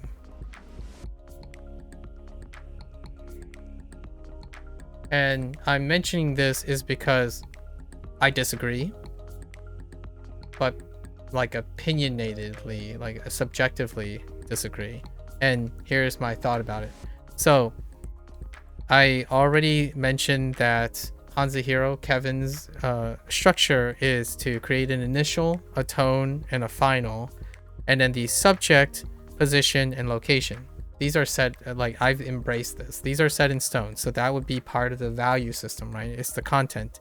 So, and they're assuming that it's ideally constructed, as in you do never, when you invest in something, you don't have to change anything because that's what you're paying for. You're paying for this. You're paying for a system that you never have to change. You have the trust and understanding that when you pay for something, it always works out, ideally, right? This is an ideal value system, idealistic value system.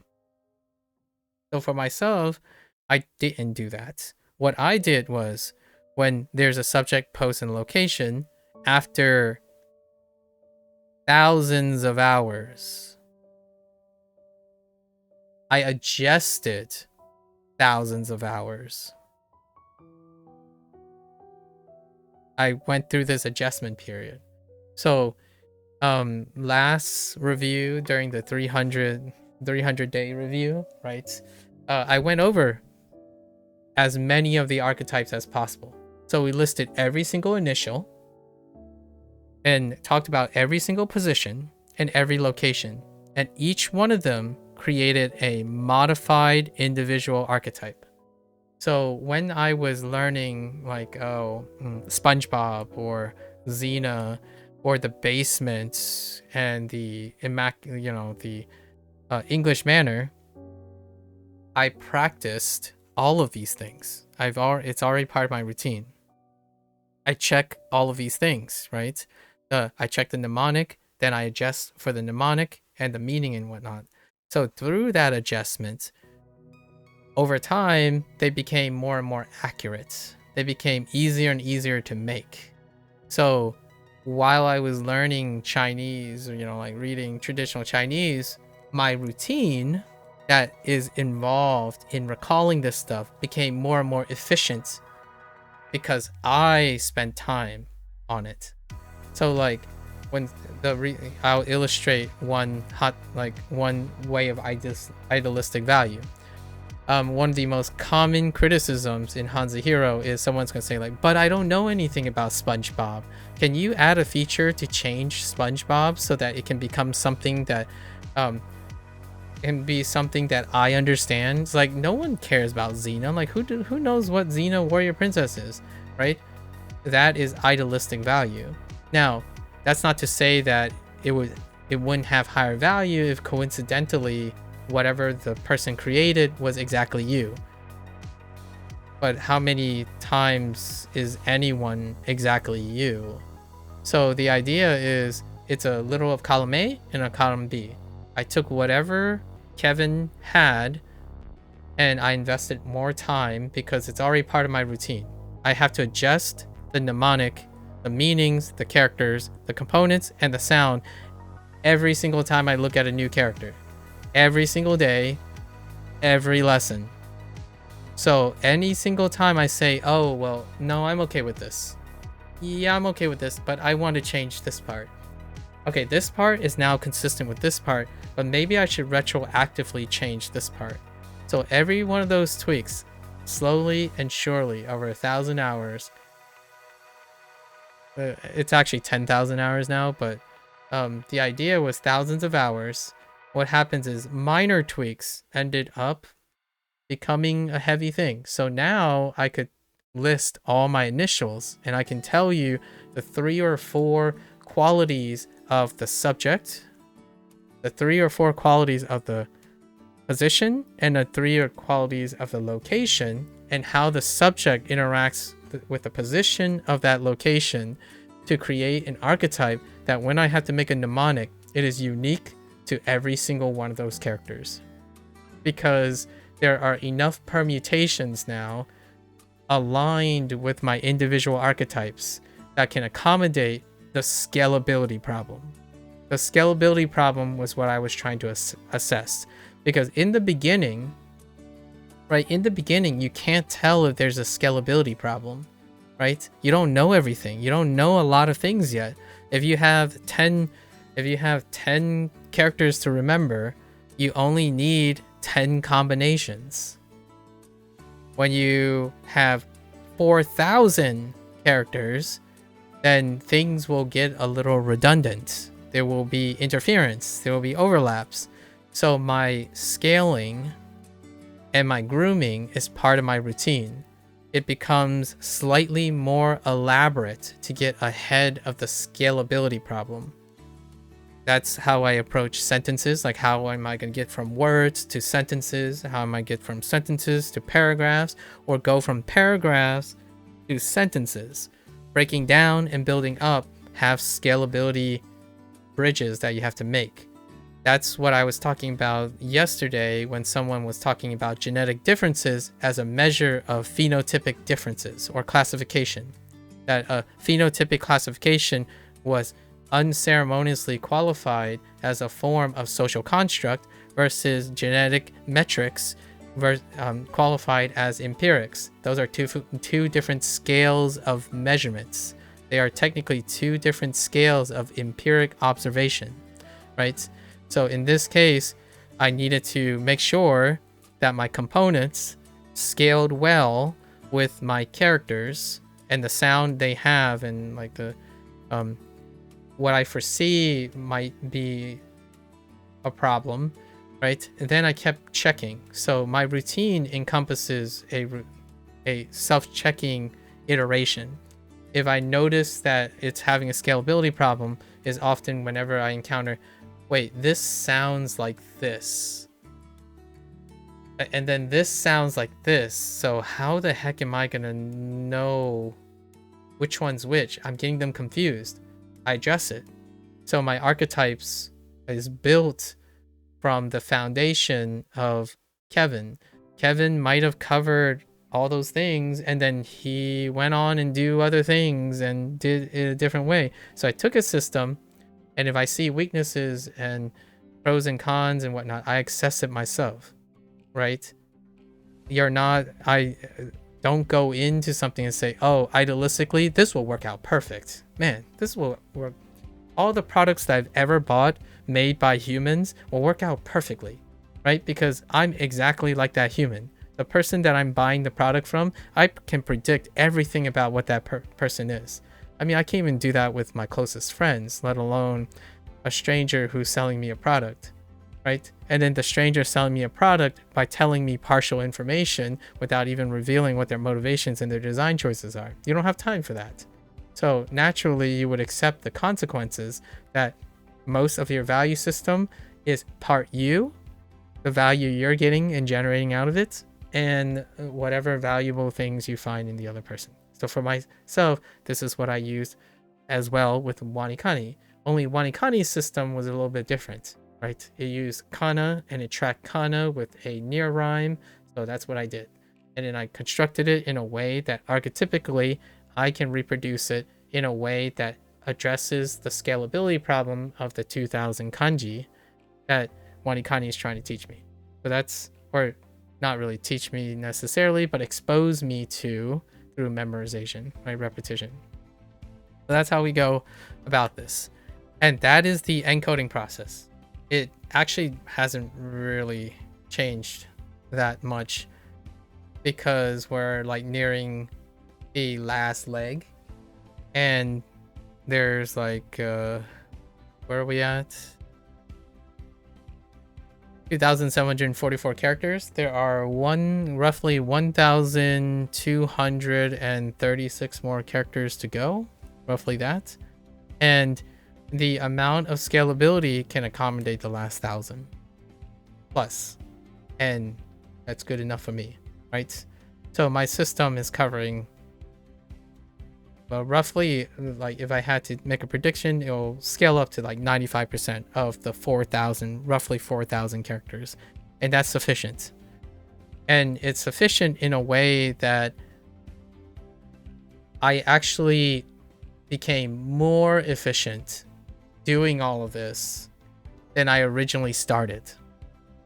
So not only am I doing all of this now, I've done like one step of this before in like twice the amount of time.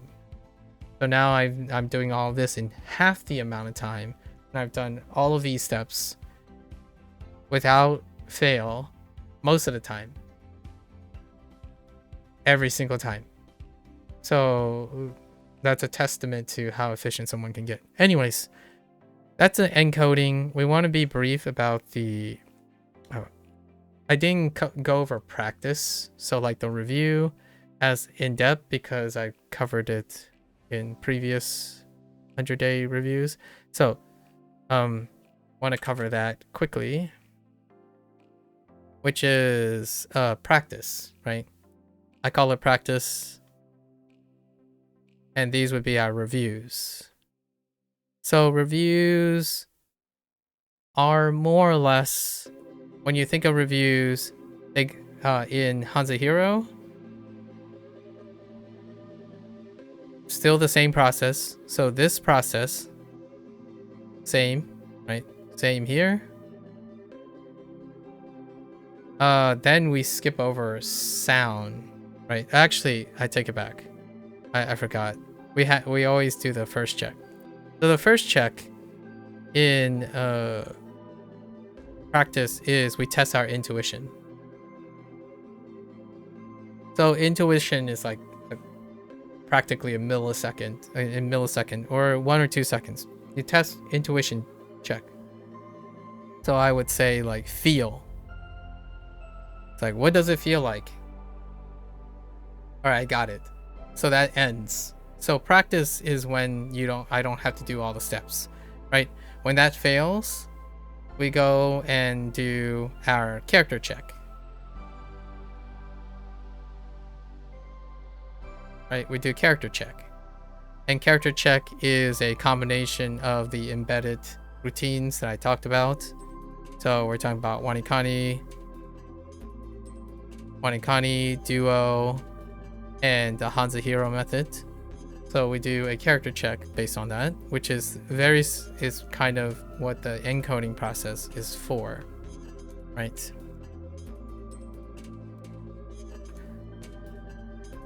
And if the character check does not produce either the results, obviously this can be also a radical check, like a component check or vocabulary check. Then we push. So I take my best guess, or like my current guess is what I would say. We current guess, and then we push. The way HanziHero does it is it just comes back around randomly, like within the next 3 or 4, and that's fine. The idea is to space it out, because this is the troubleshooting loop. Now we're doing troubleshooting loops. So this whole thing right here is all of the above process. And if it fails that, then we enter the troubleshoot loop. And I talked about this in Wanikani in a different way. Then current guess, then you push. And then you rotate back. So you go back when it comes back up and see if you can get at it again, right? All the while when this is happening, I would then spend extra time ascertaining what type of error is it. Right? And I kind of broke it down to several tier systems. Usually I roughly four tiers. This is fail intuition, right? At these steps, there's basically just 3 steps. So you fail at intuition. There's not much to intuition other than it's not correct, right? Not correct. So then I would ascertain, is it a mnemonics problem? Typically, I would go and prioritize active recall. So is it a failure at active recall? And active recall specifically for the components of it. So I double check, okay, I'm looking at these parts of the character, but are they correct? How confident am on them, right? And then during this active recall process, then we have mnemonics errors. So can I not recall the elements of the mnemonic? Because the mnemonics are very long. They're huge. So we're going in this order of the quickest to the longest, right? And then the very last one is like, we're jumping a couple steps. It's like not sure, which is the toughest one, right? So when we have not sure, this would then go onto a notepad. So all of these, once you get through all of these, then it would go onto a notepad, and I usually collect, roughly speaking, on average, about 4 to 7 per session. Then based on the nature of the failure, I would take those things and I would adjust the mnemonics, adjust the components, and then readjust my intuition. In the process of adjusting the mnemonics, there are many places the mnemonics can fail. And in terms of intuition, I would use, like, for example, you can break it down to, oh, maybe I'll rewrite the, right, it's up here. I rewrite something about the subject, the position, or the location, right? And then the component part is the rest of the mnemonic. I forgot the rest of the mnemonic here. So after you come individual archetypes, the definition, right, the meaning and the components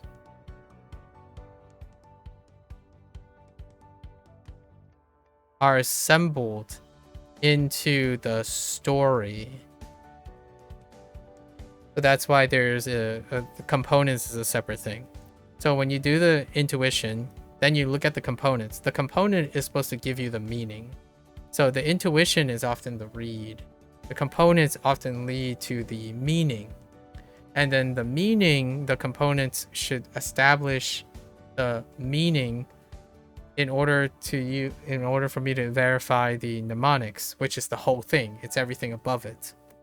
And then if that is not part of the mnemonics, then I'm not quite sure where the problem is. So then that would lead to a notepad recording in which then I would go back and adjust all these parts. And to filter the very top level, the intuition, I would then resort to mind webbing.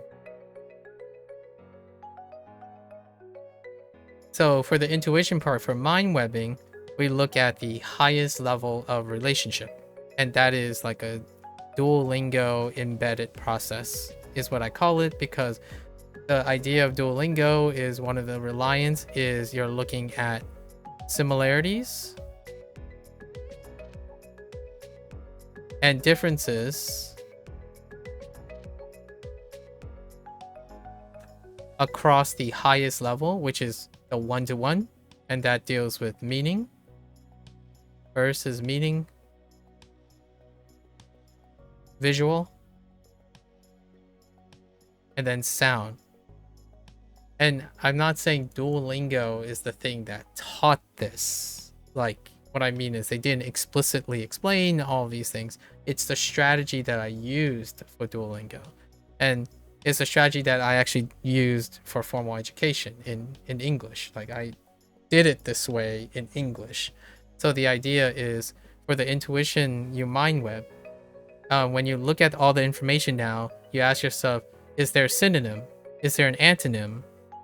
Is there something that looks the same as this or similar enough so I can connect it to that? And then do they sound the same? Is there something that sounds the same? Which, by the way, in Chinese is a very... this is, in my opinion, is something that is very useful in Chinese because their system has a high rate of homonyms.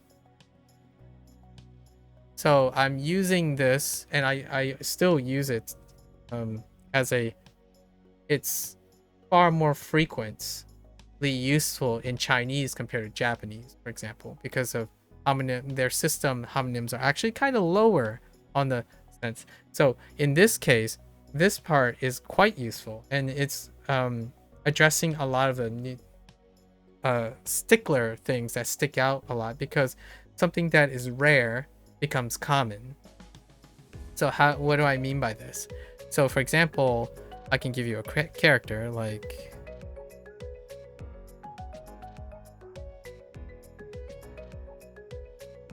that's not the right character. Nope, that's not the right character either.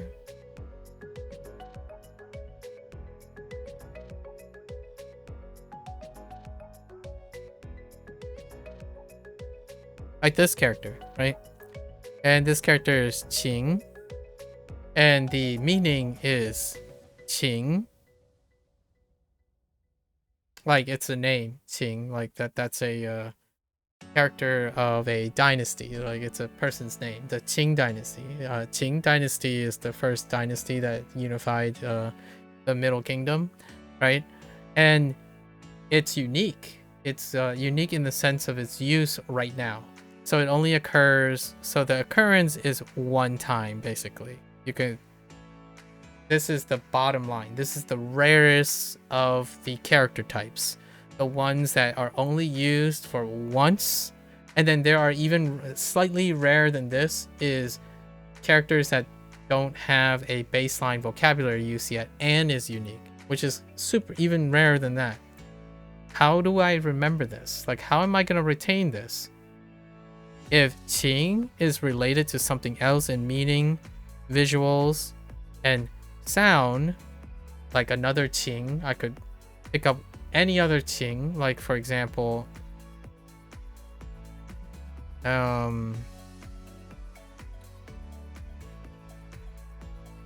don't need anything right now for this one, but we could use, yeah, see, like this is tough because I have to associate something, but when you do, it's very useful. Like, let me give an example quickly, I suppose. The closest one that is based on sound. So if I'm using sound, I didn't relate it by sound. The way I related it was by basically the sound but minus the tone. So the closest that I got was Qing for invade. Qing for invade is this.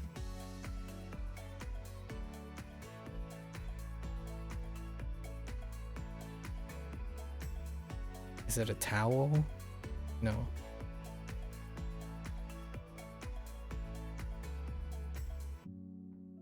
So this is Qing, and they don't look like each other. The reason they're related is not necessarily by the meaning, but there's a fourth, by the condition. So they're somewhat related by the sound because their baseline is Qing. Their tone is different, right? They're related by that. And how does visual affect this? Visual affects this because of the condition. And the condition is these two ones, their mnemonics are difficult. Like, they're difficult in a way that I can't seem to remember them, or their structure. So what happens is their condition makes them relatable. And then I made it so that whenever I retrieve their meaning, their mnemonics associate with each other. And how does that work? The Qing dynasty invaded the other 6 kingdoms in order to unify Middle Kingdom. And the meaning is because I've been watching an anime called Kingdom, which is kingdom, and it's about the warring states, the warring states before the Qing dynasty. So that's how it's related. Now, oftentimes you can take this literally, like, oh, this character means the same as this character, which Chinese has built in, by the way. That's why it's very useful in Chinese. There's homonyms, and Chinese is also paired. And they're paired in a relationship that I already talked about, but they're either paired by synonyms or they're paired by built-in function. Built-in grammar is what I was mentioning earlier. So for example, if you're talking about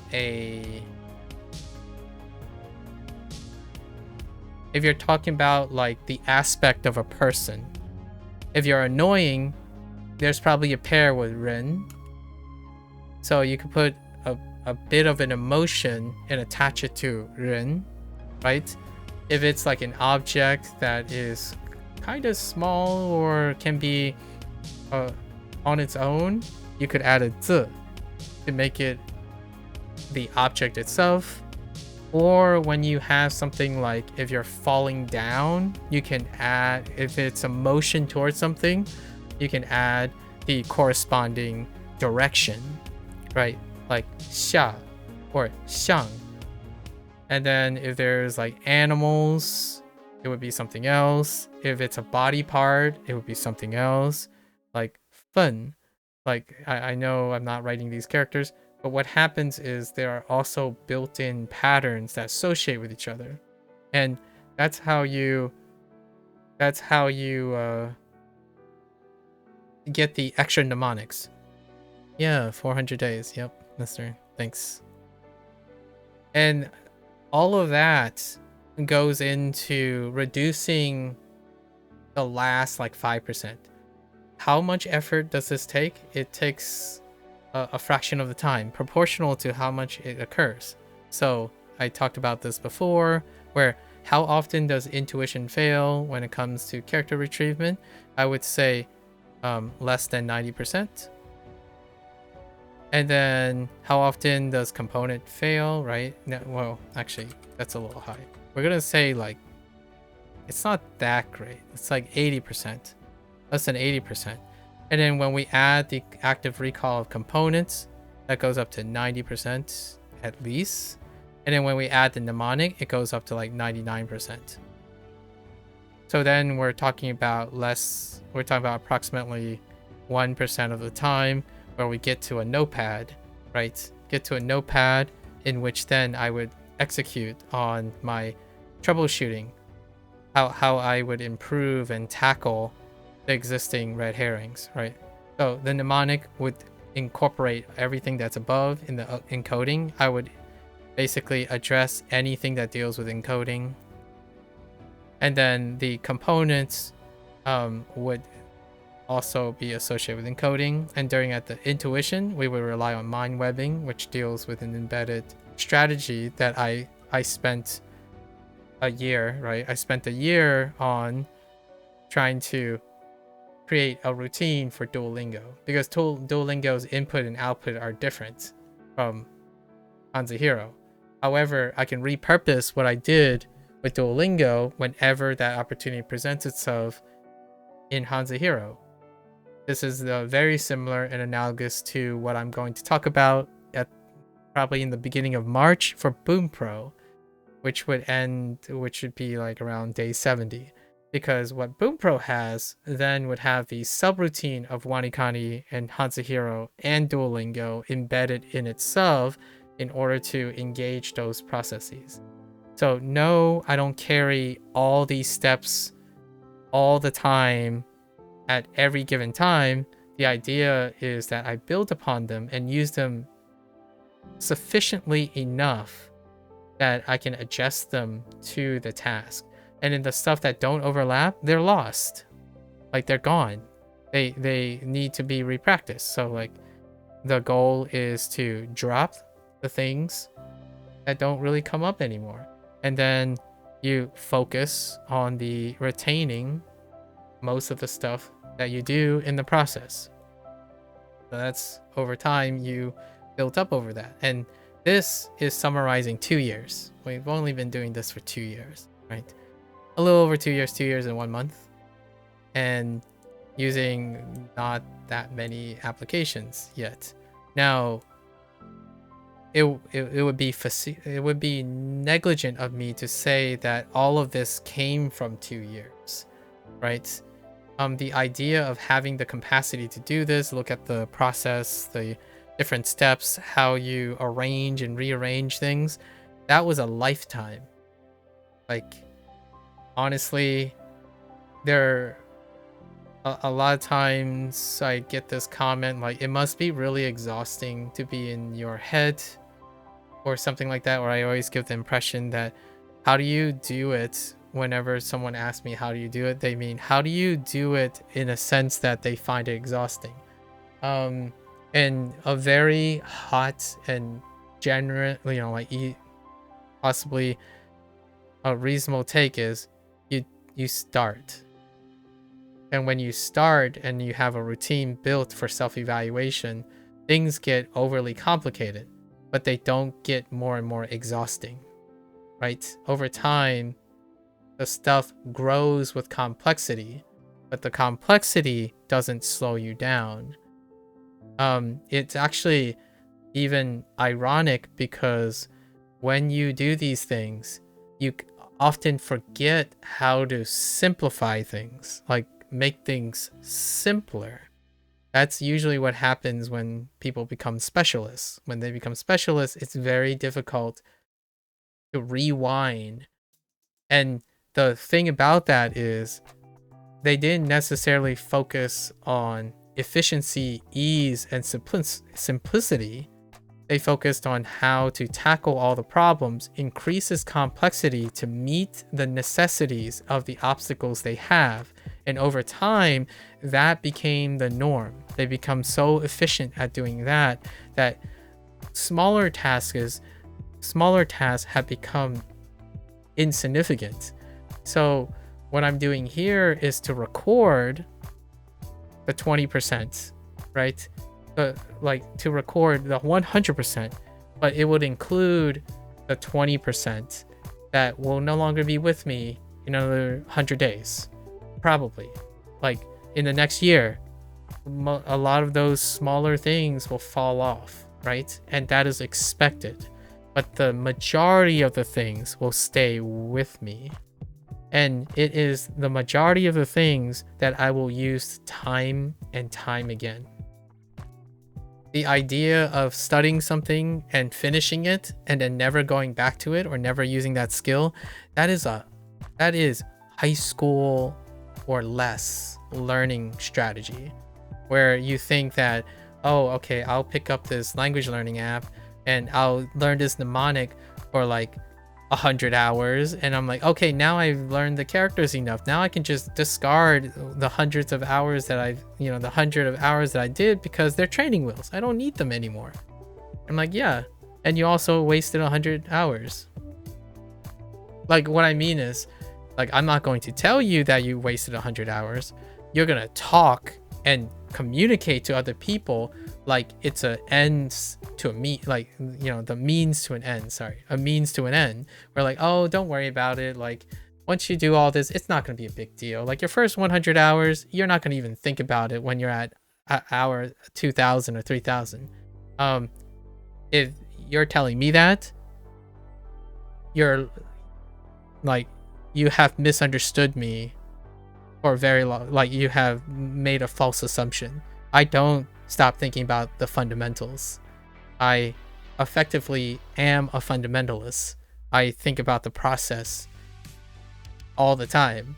Like, I don't stop at refining my learning process.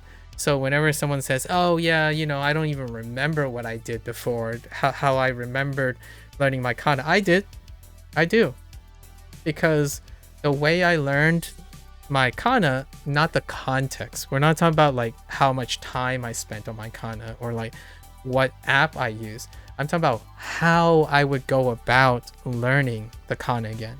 Because the next time I play a puzzle game, it's probably going to be a very similar process with all the new rules. Whenever I have to learn a coding language that requires a different syntax, then whenever I have to decipher someone else's shorthand notes, there are so many ways that when you fundamentally understand the process of learning, the idea is that you are preparing yourself to hopefully learn again sometime down the road. So whenever someone tells me like, oh yeah, oh I did the wrong color, oh that's okay, it's fine. I was supposed to use green here, but we'll just pretend it's green. Anyways, the idea is you waste a lot of less time learning again and again if you stop forgetting how to learn. Like what I mean is the concept, like here's a hot take. The concept of a learning curve.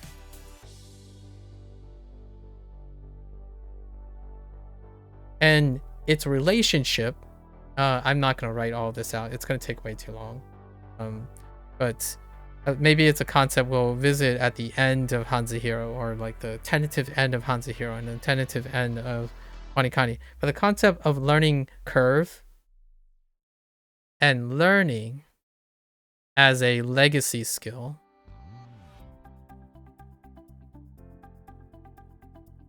right? And its relationship with subsequent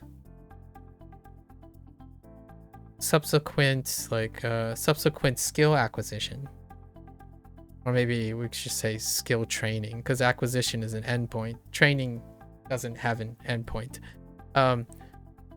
The concept, whenever someone says, oh, so what is the relationship between someone who likes learning, or like who's focused on learning, versus someone who's focused on skill acquisition? When someone focuses on skill acquisition, they are going to develop a specialized routine that is fit for that skill.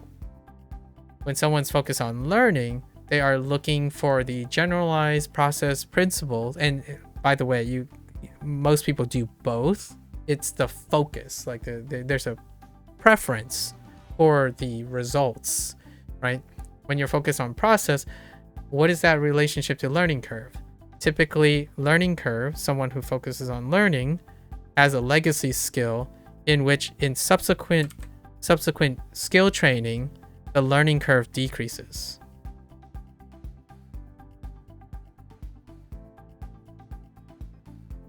And with enough subsequent skill training, this applies to nearly every other skill. Like what I mean by that is when someone asks, oh, hey, I know you're not an astrophysicist, but do you want to talk about astrophysics? Like I know a lot about astrophysics. I don't. Like I'm talking about like theoretically, like this stranger comes up to me and say, oh, I'm an astrophysicist and I wanted to share my product with you. And I know that you're probably not an astrophysicist, but could I introduce you in something? The idea is, okay, someone who doesn't focus on learning curve, right? They're not a learner. They are someone who is seeking skill acquisition. They'll be like, no, I'm not interested because I'm not an astrophysicist. I don't want to learn astrophysics again. Like I don't want to learn how to learn astrophysics again. I'm an electrician, for example. Alternatively, when you have a learner, the idea is like, cool, I don't know anything about astrophysics. Let's get to it. Because the idea is that the learning curve is not the daunting task. Having to learn something again, or learning something new or something, the process of learning that thing is no longer new. They're actually looking for ways to improve and challenge their learning abilities. So whenever someone says, how can you tell you're talking to a problem solver? The first thing they get excited about is hearing that there's a problem. Because the problem is what challenges their learning capacity. Like, if you don't have a problem, you don't have anything to learn. Like, there's nothing to learn. And then you're wondering, okay, well, technically people can learn without having a problem, right? Give me an example. And then someone would likely say, well, I don't have a problem with math, and I don't have a problem with math, so therefore that's an example of not learning anything because there's not a problem. It's like, so how well are you doing in math? And then the person will say like, oh, I'm acing it. Okay, why are you acing math? And they're like, because I'm forced to. Is that a problem? And then it ends there, because they're going to say, well, no, it's not a problem because I'm acing it. It's like, no, but you're acing the math because you're obligated to do so. So because it's not a problem, you didn't learn anything to improve in getting that A, because what you currently do is already good enough to get the A. Now, if you're asking yourself, okay, well, what if a problem solver gets an A? What would they do? They would try to get better than an A. Because the idea is like, well, it's boring if you get an A. All right, well, what are you gonna do next? Like, if you're using your time to confirm what you already know and what you already can do, the next step is to figure out what more you can do. So when you want to see the difference between like a college student who enters a class, a good college student gets an A. In my opinion, a better college student is they're getting that A, but because no one is telling them to do anything, they're going to do it themselves. Like, they're not going to sit there and wait to be challenged with the problem. They're going to go look for more problems. Like, if math is too easy now, let's go work on hard things while the rest of the curriculum catches up with them. And that's kind of, and you're wondering, okay, well, that's good if you're ahead, right? No, that's also good when you're behind. And I'm not describing myself, by the way. I don't think I still don't feel like I'm ever ahead. The whole process of learning is you're always behind. So, like, to me, the irony here is I always think I'm behind most of my life. And that's why I'm a problem solver. Because I always have problems. Like, what are my first problems? Well, my parents don't understand English when I was born. So, what do? I observe and use my empiric abilities to observe, and then I routinely do exactly this to get ahead. But how do you get ahead if you're catching up? You're getting ahead of yourself.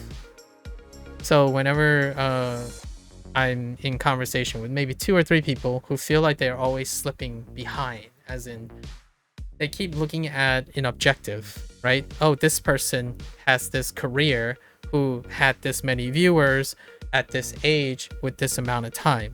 I want to be like that. I'm like, okay, so how are you getting to that point? How do you get that point? And they're like, well, you know, I'm doing what they're doing. It's like, but that's not sufficient to get to their point ever. Like, you have to do more than that in order to catch up with someone that is your target, that you're basing your entire like strategy around and all that stuff. You would actually have to go faster than that person, right, in order to catch up. Otherwise, you only go as fast as them at any given point in which you're going. Now, the nice thing about online is some people are nice enough to try to summarize things. Now, the problem with that is when you summarize things and you hit a roadblock, that summary cut out the process that would resolve it. So, like, you hear the end product. Now you're watching this person who's done 3,000 hours. Like, right now, I'm making a disclaimer for pretty much everything I've said today as a grain of salt, right? When you see someone summarize thousands of hours, you have to understand that that summary cuts out all the problems that they try to solve. So, like, my goal here is to outline the process of solving those problems. that I used.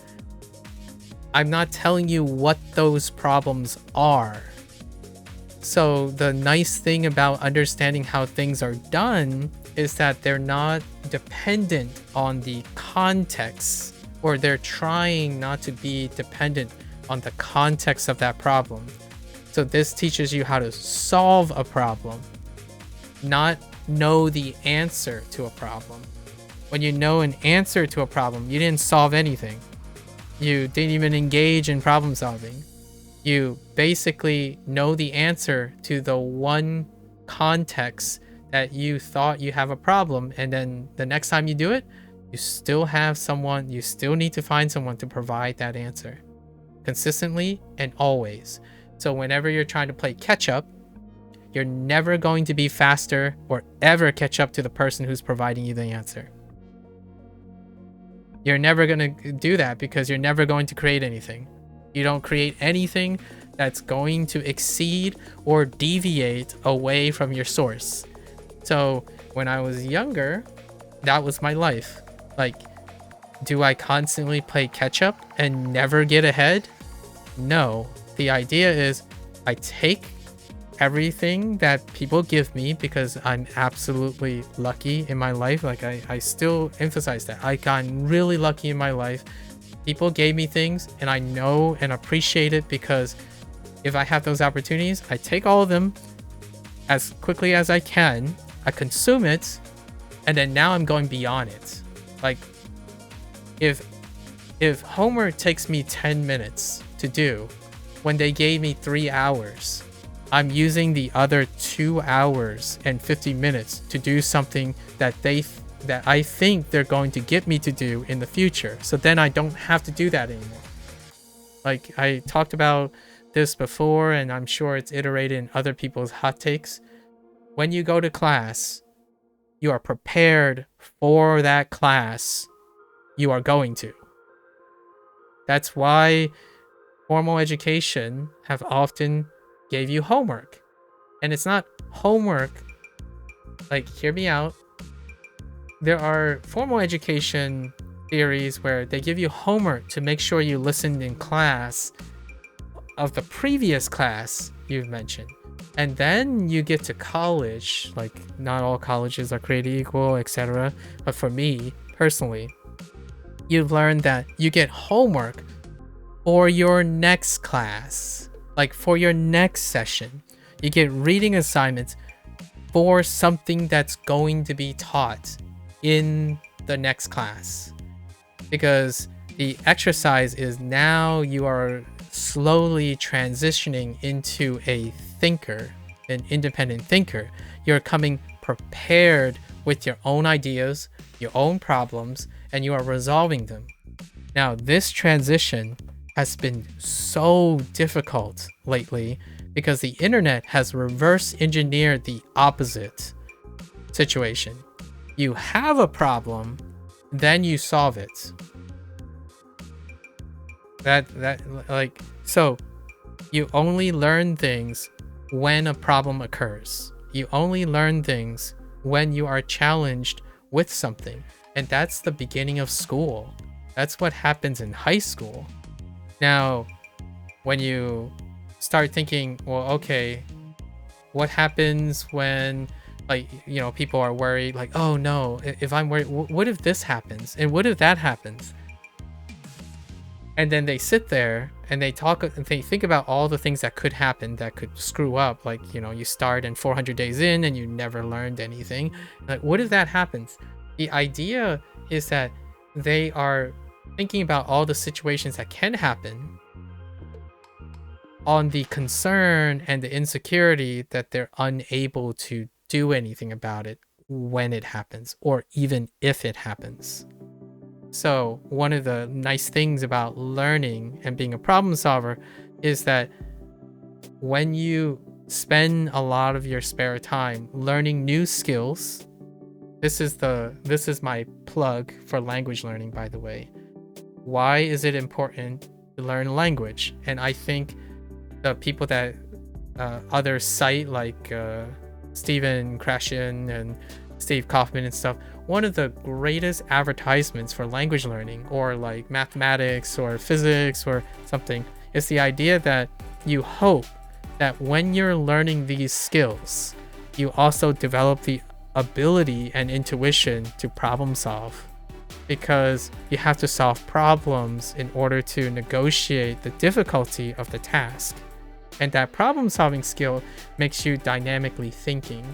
And you would think oftentimes, usually this would be acquired in high school. Like the presumption is you're given tasks that you otherwise wouldn't do, right? You're obligated to learn math or obligated to learn something. And because of that task, you are challenged to solve the problem. Well, the internet changed the flow, in my opinion, dramatically changed the flow of that. Because now problems are solved by explicit instructions in which it vindicates the need to problem solve at all. So how do you solve a math problem? You look for the answer. How do you solve your depression problem? You look for someone that's depressed to tell you what they did to be not depressed, right? And for the record, that is not a bad thing, right? Like if the world provides enough information and you can make the assumption that the internet has all the information in the world, then yes, you can live, I guess, happy knowing that that's the case. And that makes you not a problem solver. And what I mean by that is you can be happy and satisfied not having to be a problem solver, right? What I described here is all, like, to me, most of the information outside of, I really need to change the color of this because I screwed up here. Hang on. This is bugging me. I screwed up my color coordination, so we're just gonna go and pretend like I didn't screw up the color for a second.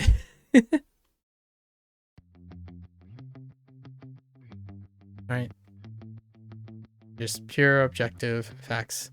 So what I showed here is the things that are in yellow, right? This is the yellow part. The yellow part are the things that are objective, purely incredibly available. You can compare them all the time on the internet. It is what I consider as the easy, cheap progress that is perfectly sufficient for anyone, most people. It's a great way to start understanding a new skill, right? You start small, you start easy, you start approachable, so that you can form a consistency, right? We talked about consistency being one of the kind of like the idolized form of starting off. And then the nuance can build from there when you tackle harder and harder problems. But what if that doesn't happen?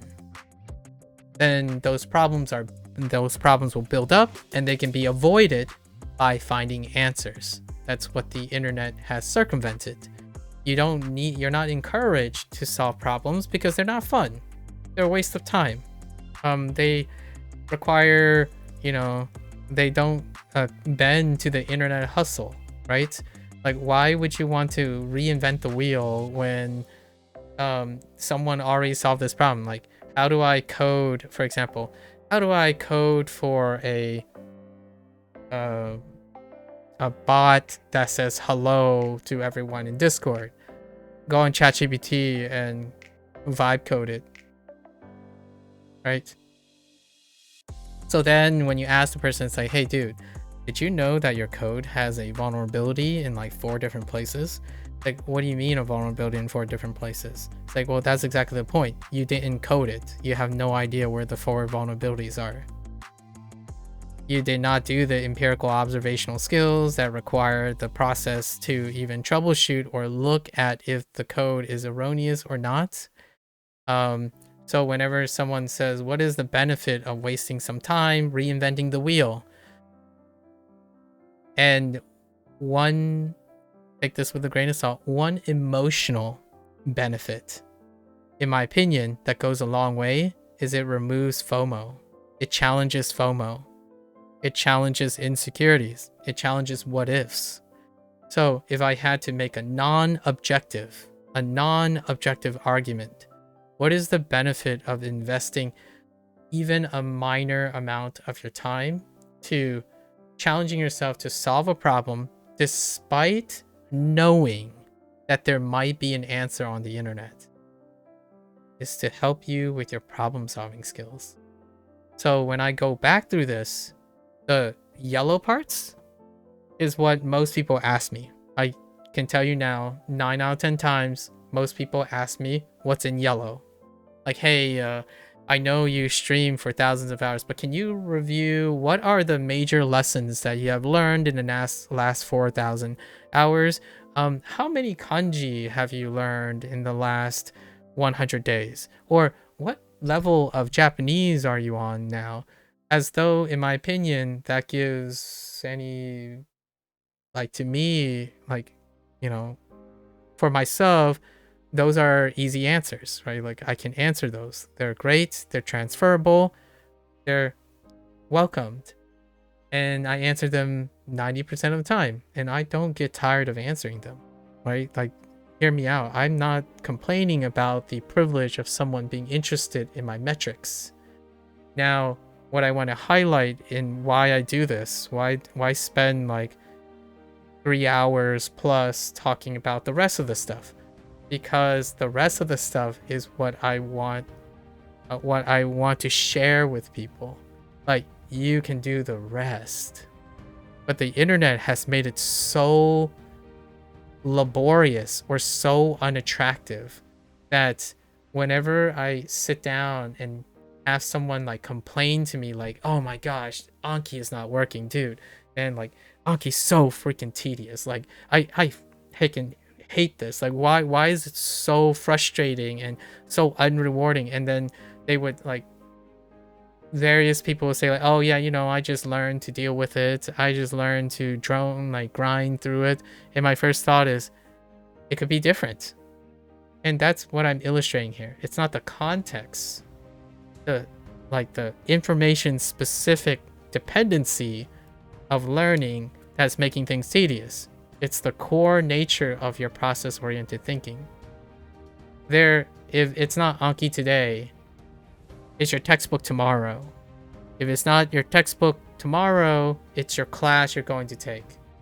If it's not your class tomorrow, it's the job you're gonna have to start. It's the company that you're going to start, found with someone. It's the problems you will inherit with your parents. It's the physical differences and changes that you'll undergo when you get older. Those things will continue to be something that you will have to solve. So you could, and I mean this with as much grain of salt and like happiness and wishful thinking as possible, you could wish and hope, have your fingers crossed that the internet will have the answer to all your problems in the future. And if you're okay with that, then you shouldn't be anxious, right? Like, there's no anxiety, there's no pressure, right? So whenever a problem comes up, it is debilitating. It is tiresome. And then when you go look for a problem and an explainer on the internet and it doesn't solve that problem, it is absolutely crippling. And I say that from a sympathetic situation. Like, it's very difficult for me to empathize with that problem. Like, I don't feel that same thing. But when I think about the things that are crippling to me, is I have a problem and I can't solve it. That is still empathetic. It's not the same nature as someone who looks up online and say, oh, I can't find the answer. This sucks. My life is the worst now. I don't encounter that specific context, but I do understand how it feels when you have a problem and no matter how hard you try, no matter how hard you look at it, you can't find the answer, right? Or like, you can't develop a solution. Notice I said 2 possibilities, at least 2. The most frustrating thing to me is I can't develop a solution. In the end of the day, if I can't develop the solution, it's frustrating. Not when the internet doesn't have an answer, or someone doesn't have an answer that you understand. That is like the first step. Like you can, like, I asked myself, how do I learn Japanese? So I click go on YouTube and I'm like, hey, Duolingo. It seems like a good place to start. It's free. Let's go. And then someone immediately comes by and is like, dude, let me solve all your problems. Stop using Duolingo. Use this next product. I'm like, what's wrong with Duolingo? It's like everything. Everything's wrong with Duolingo. This product's better. Like, that didn't explain anything to me. Did you even use Duolingo? It's like, yeah, I used it for like 15 minutes. And then I realized this product is better. I'm like, okay, so what did you learn in that 15 minutes? It's like, it doesn't really matter, because in the end of the day, this product is going to get you to your position instead of Duolingo. And I'm like, I don't understand. Does that mean that Duolingo, I can never make Duolingo work? It's like, no, I know you. You're not going to make it work. And I'm like, you don't know me. We just met for like 15 minutes. Like, do you have no semblance of process-oriented thinking? Like, what? How can you come to that conclusion? And it's like, oh, it's because online the data says that despite millions of people using Duolingo, most of those millions of people, they don't learn anything about language. Like, okay, how do you come about that? Like, can you explain the logic behind that? Or like some evidence of empirical observation to come up with that process? It's like, dude, it's not that deep. Just don't use Duolingo. Duolingo is trash, right? And then, okay, it's like, okay, so let's change that subject. Can you explain to me how the product that you're suggesting work? They're like, oh, it does this, it does this, it does this. I'm like, that sounds like all context-based things. Like, what happens when you lose that context? Like, well, then you just like have already learned all the things you need to learn. I'm like, so you're relying on the fact that that product is going to give you all your answers and will continue to give you all your answers, despite not being able to describe how it's going to give you all your answers. So now you're calling Duolingo garbage, but you can't even describe the product, how the product works that you're describing that would solve all my problems. What do you think all my problems are? Like, what do you think your product is solving? Like, what is the problem that you see? And, the person will respond, the problem I see is you're using Duolingo. I'm like, but you can't explain why it's a problem. You can barely explain how the thing you're using works and how you're using it. So, fast forward 2.5 years, and then now we can cycle it. We can take Duolingo out and put Wanikani in its place, and then take Wanikani out and put Boom Pro in its place. And now we have the essence of what I pretty much understood when I was playing video games. The first 5 years, over 5 years, we streamed video games, and we talked about the creative problem-solving skills, analytical work, and like cultural relevance, and like interconnected mind webbing and mind palace during video games. And it's no different. You take a Souls game, and then someone gives me a Souls game and says, hey dude, this game, it's so hard that you should really try it because it's so rewarding, because it's so hard. I'm like, how do you know that?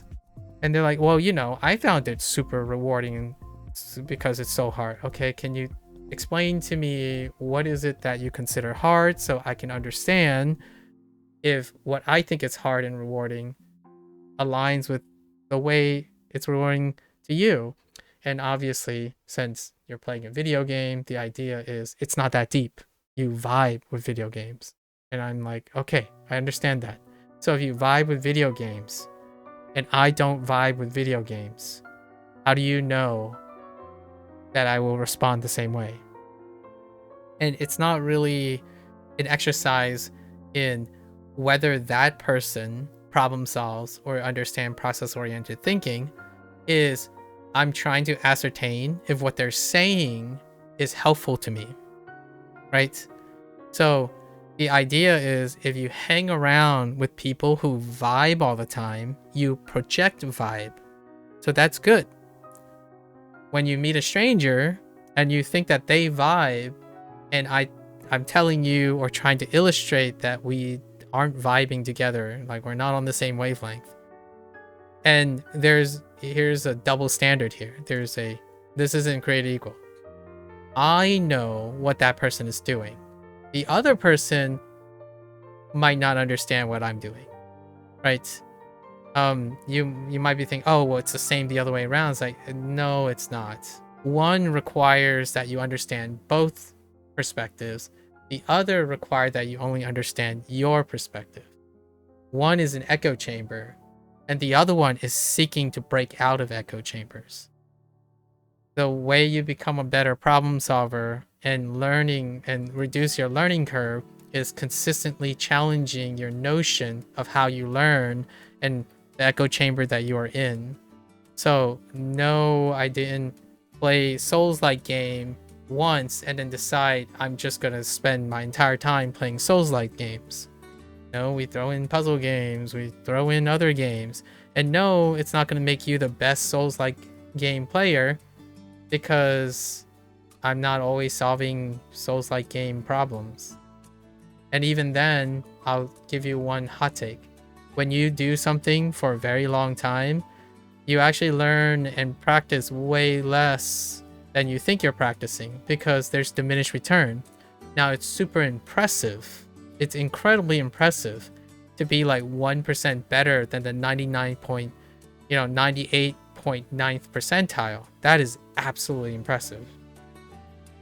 That is a different skill than being 90th percentile in 10 different genres. Right? There's a difference between like the time it takes to reach 80th percentile in like 10 skills could be equivalent to the time it takes to be the 99.99th percentile. That's why it's incredibly impressive. Right? That doesn't mean what a person who's at the 99th percentile of something will understand what is good for someone who is not seeking that.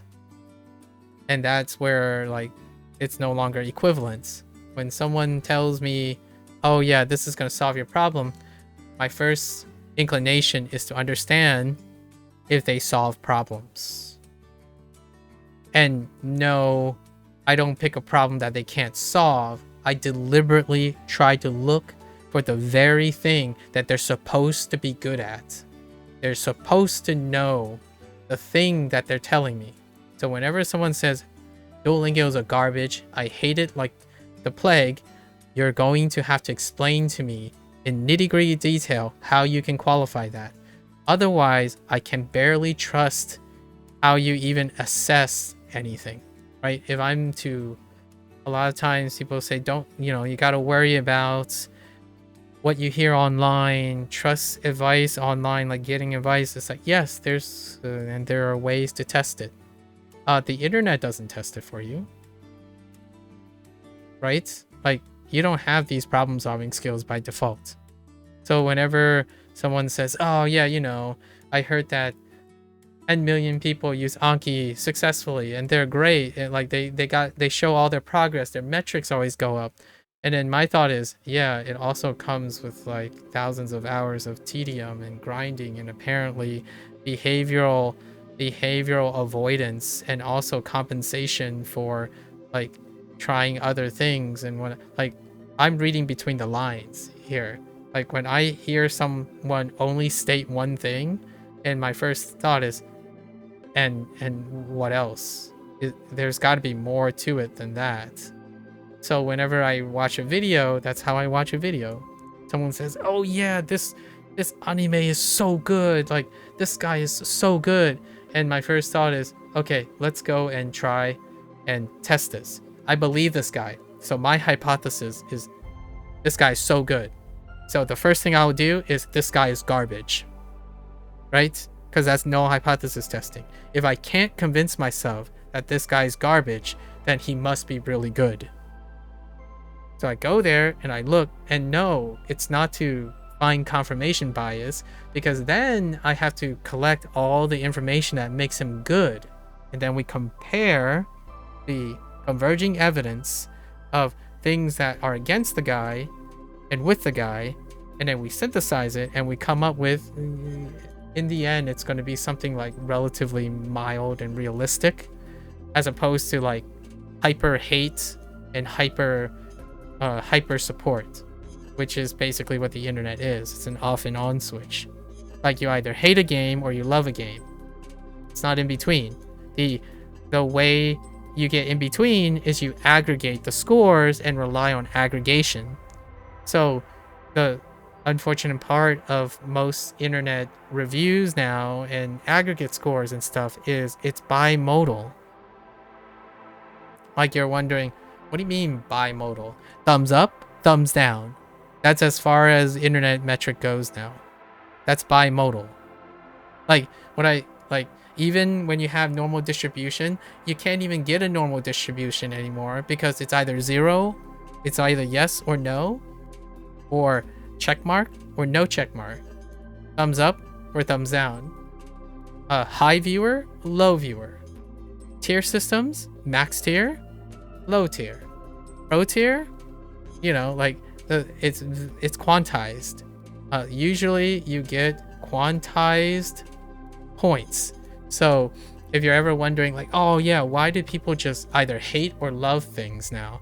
Like, well, yeah, because that's the normal thing. And I'm not saying it's a bad or a good thing.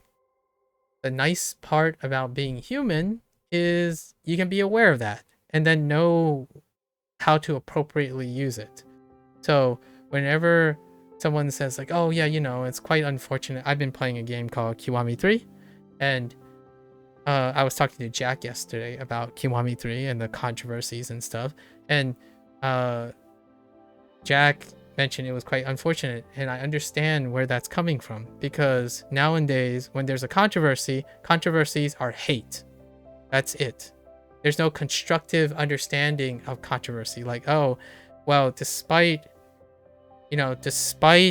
something bad happening, there are lots of silver linings that could be used in a way to learn from that controversy. And me and Jack started talking about all the things in between. Like, good things come from bad things, and then, you know, like, good things come from bad things, but actually most things are a mix of good and bad, which creates a gradient of stuff, right?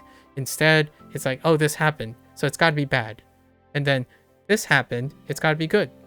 And it's good in the sense of it's void of all badness, and then it's bad because it's void of all goodness. So something that is a mistake can only be bad, right?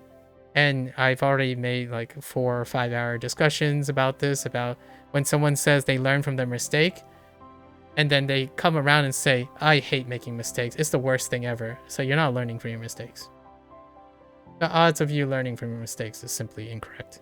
Like you would have to convince me at that point. And when someone says they like learning, and it's like, okay, well, learning is like, yeah, I like learning, but I hate making mistakes. I'm like, okay, prove to me how you learn while hating mistakes. Like I need you to define what you mean by that. Because the idea is when you're bipolar, when you're bimodal in your decisions, it also means that things can't occur like sort of simultaneously, but within a time frame. You can't have multiple possibilities. They're either 0 or 1.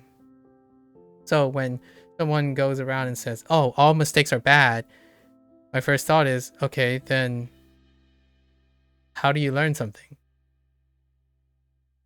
Good points. Folks simplify things too much and often think in black and white terms. Right now, that is the norm, right? That's the norm.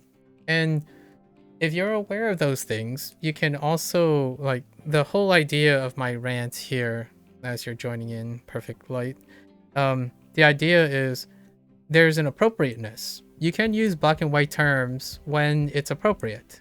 Now, when it becomes an impediment to your own success and, like, the way you solve problems, then there could be a different system. Like, you can be aware of these things. Being aware of these things are what I'm trying to communicate here.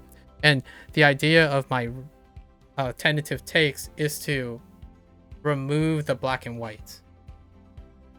Everything that's in gold is black and white. I spent greater than 99% at maintaining a 0-0 streak on HanziHero. That's black and white. It's true. That's it. Sounds, there were 74 of them. Component, there are 503. That's black and white. It's what people consider as objective or metrics or some the people that I talked to before, like they're empirics, right? That's fair. That's black and white. Now everything that's in blue and purple, purplish, that's not black and white. In fact, there is a really great chance that it will elicit more questions than answers. And that's kind of what I wanted to highlight. I wanted to kind of give the idea, like, you have all this yellow stuff, and out of this yellow stuff comes all the purple and blue stuff. And those purple and blue stuff is where most of my value is, because the yellow stuff only exists with HanziHero. The moment you take away HanziHero, that's the stuff you're going to lose. Like, the likelihood is, what are the details of your learning experience? What is going to disappear first? The yellow stuff, the facts, the tracker, the thing that tracks your data. That's the stuff you're going to lose mentally. You can still, like, play back a video, you know, or take a picture, put it in your journal. You can acknowledge that it still exists, like, or it had exist. The other stuff that I wrote, that's for life. Like, when I go and work up Spanish and possibly French, the other stuff will come with me. They're the things that I remember, and those are the things that I will continue to layer on top. That's the learning curve. So whenever I hear this really fairly common thing where someone says, oh yeah, you know, I'm used to this now, so I'm not going to relearn something. Like, that's just relearning stuff. Like, hey, do you want to play a puzzle game? You know, I'm talking to someone who likes action games, right? Like, nah, I just never got into puzzle games. It's kind of like having to relearn how to enjoy games again. And my thought is, that's exactly it. That's what I mean. And it's not necessary for happiness. Again, I say this with a grain of salt. It's not the secret to a happy life or anything like that. It tells me that the person I'm talking to prefer not to tackle problems and challenge themselves and learn things. They can still challenge themselves to do things within their own interest. However, there are certain things that they no longer practice, and a lot of it deals with a learning curve. The idea that you can pick up a subject and learn that subject and then choose to retain the content, it's up to you. And then you pick up another subject, you pick up another skill. The aptitude of picking up things, like feeling like, oh yeah, this person picks up things very quickly, that is still a learned process. You have learning curves. So when I need to hire someone, right? For example, if I were interested in hiring someone for a position that they would be the center point, they would be the leader of the system, I would hire someone who's a problem solver. I wouldn't hire someone who's a specialist who when anything outside of that field, you can no longer do it. Now, you would hire specialists for that person who has the problem solving skills, because they would be the managerial and the administrative person, right? That's kind of like comparing a director, right, to a costume designer. In the area of costume design, they could still be a generalist of costumes. The idea is it's constantly relative to the context that you're confining yourself to. And for myself, this stuff is super interesting. Learning is super interesting because when you learn it once, you technically don't have to learn it again. And that's where the internet does well, where if you learn how to look up an answer, then you don't have to learn a new way to answer questions, right? The idea is you hope that the tool that you gain requires one set of skills to use, and you never have to learn a new skill again. until you have to, which may or may never happen in your life. And that would be the lasting message that I would give. I am not a person like that. I find it disinteresting to think that doing one thing to solve most things is rewarding to me. So in another 100 days, maybe a little over 100 days, because we're kind of, there's a wiggle room. The end of HanziHero and Wanikani for its like tentative content is going to be around 500 days. That's 3 months from now, right? Yeah, it's gonna be around 100 days, so it might not be exactly 100. It might be like 520-ish. I didn't do the math because there's some changes coming up to Wanikani. Wanikani's volume is going to change in 2 months' time, and then HanziHero's volume has already started changing. So this graph is only true for 99%. But now the 1% is becoming like possibly 10% and whatnot. So around that time, our last one will be, maybe we'll talk about some of these. What next? Like, what are we doing next? I've already talked about Boom Pro on the Wanikani side because Boom Pro is the Japanese thing. For HanziHero, the way I use HanziHero will change. And as a teaser of what the change is because we're going to be using dictionary, a dictionary function. And the dictionary function is that I can, while one of the deficiencies in HanziHero right now is the vocabulary. So the vocabulary is not written in a way that there's an entry for each vocabulary to utilize each of the characters. There are more characters than there are vocabulary, for example. Not even a one-to-one. It's less than one-to-one, right? However, there's a dictionary functionality that allows you to look through a dictionary for vocabulary in order to practice the characters.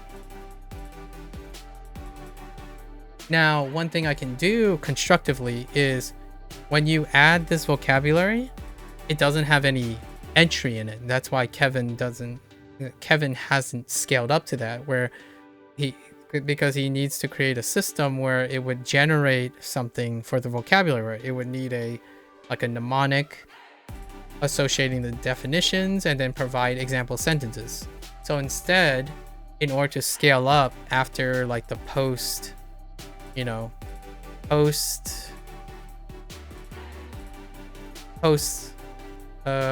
maybe like post 500, we're going to write all of them.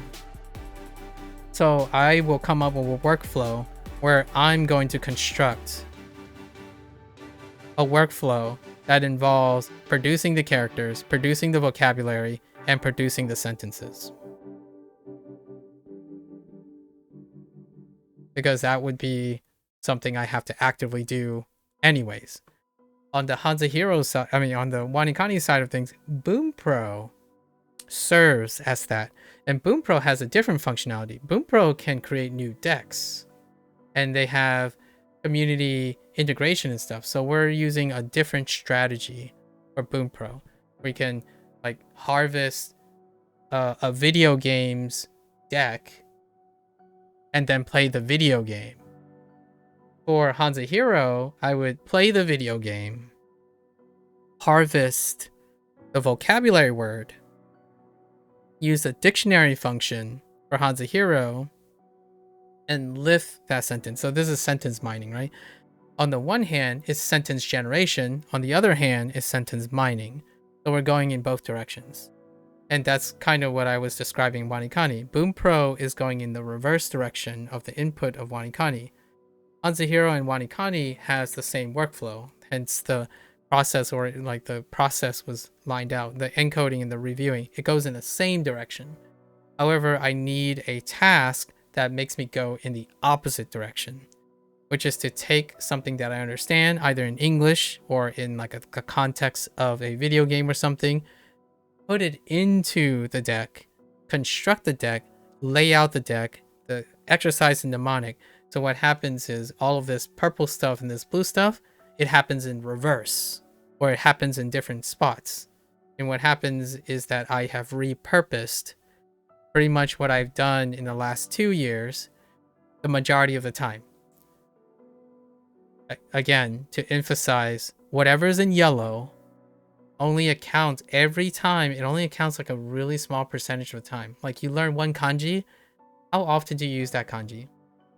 You learn one HanziHero, or like Hanzi, how often do you use Hanzi? Compared to how many times you have to try to remember a character, right? That routine that you're doing, pulling up HanziHero, going through your reviews, looking at your lessons, compared to how much time that process takes, compared to, oh, you learned one kanji. What is that? Like 0.01% of your total amount of time that you're going to apply that? Like, I know some people talk about, here's a interesting argument for the way to present information. Some people go and say, oh yeah, I'm going to take a frequency deck, right? Let's go take a frequency deck of a language.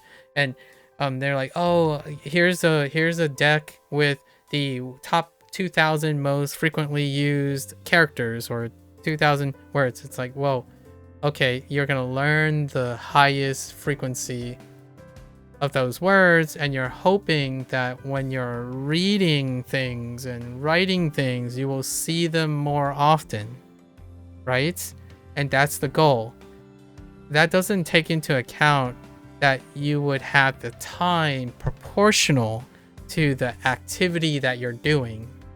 So like, for example, if you're going to read anime and you invest it in your process of how you're going to use anime to learn, how often are you going to use that time investment versus learning the specific words that are frequent and then seeing them in the wild?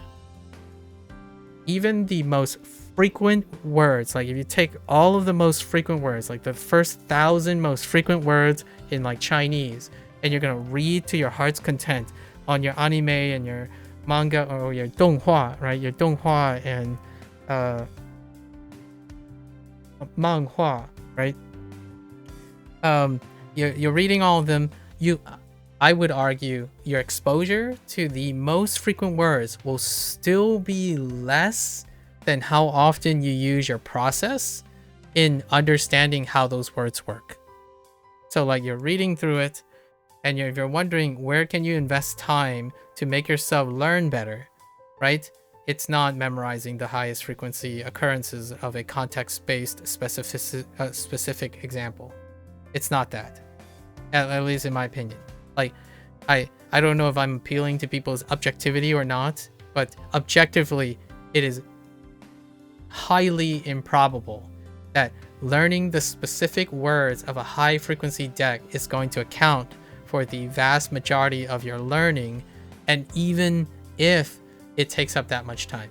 It is the least path of resistance because it is the easiest and the shortest amount of time to invest in it. And the most reasonable outcome of that is you will have the least return. You will have a proportionally smaller return than investing in a process-oriented thinking method for making sure you actually read in anime or manga. Like what's a great example of that? I will argue for the people who hate Duolingo. When you use Duolingo and you think that putting in as much time as possible doing the exact same thing every single day, how much do you think you're going to learn? Probably not a lot, right? And when someone asks me Duolingo is when they tell me Duolingo is garbage, I wanted them to explain exactly that. I wanted them to explain to me that they understood that when you learn something, the vast majority of your acquisition and your improvements from learning is during the learning, not memorizing the thing that occurs in a static state over and over again, right? Like, I'm not saying that people can't appreciate this. I am actually kind of saying they can, but there's no infrastructure to want to do anything about it.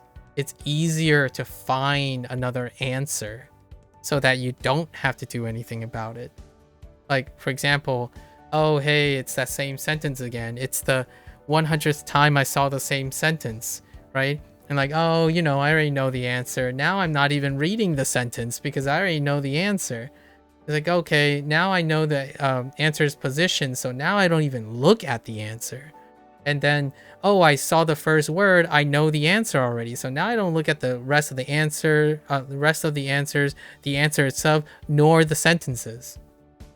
And to me, that is what humans do so well. Like, you're actually leveraging what you do as a human being so well. The question is, when you're working less and less, and when you're becoming more and more efficient, are you actually learning more and more? The answer is no. You are not learning more.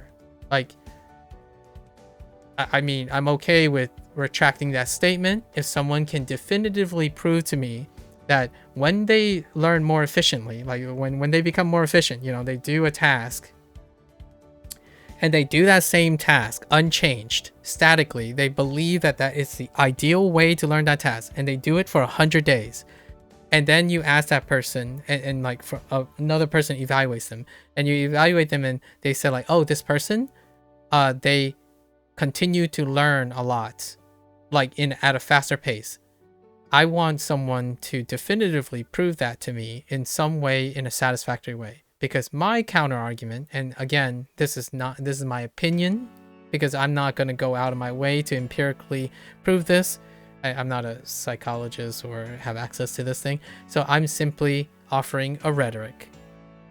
If you think it's logical for someone to pick up a tool, have in their mind that they say they're going to do the same thing for thousands of hours, and you think that they're going to learn more over time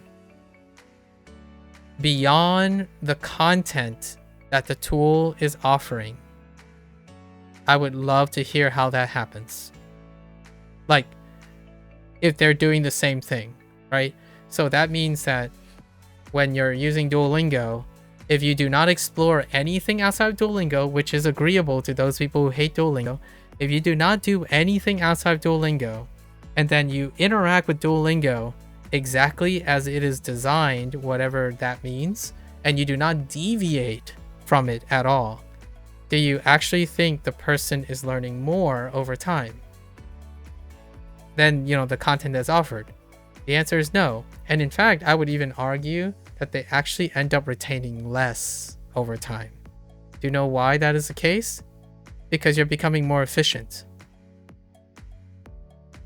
It's a human condition. You remember as much as you need or want to fulfill the task. So when someone says, how do I make Anki easier? I'm like, what is your purpose of making Anki easier? What's your goal? It's like, my goal is to remember just the characters. Okay, then find the fastest way to remember just the characters. And then they would come up with a system, right? And it works, Anki works. And I would ask them, are you looking at the characters now? It's like, no, I can hear the characters, or I already know what this is. It's like, well, now you're not going to remember that character because you don't need to. Humans are fantastic at being efficient. In fact, it's kind of comical when someone prioritizes efficiency over learning. Like, efficiency over challenge, efficiency over process, because one of them you naturally do super well, the other one you don't.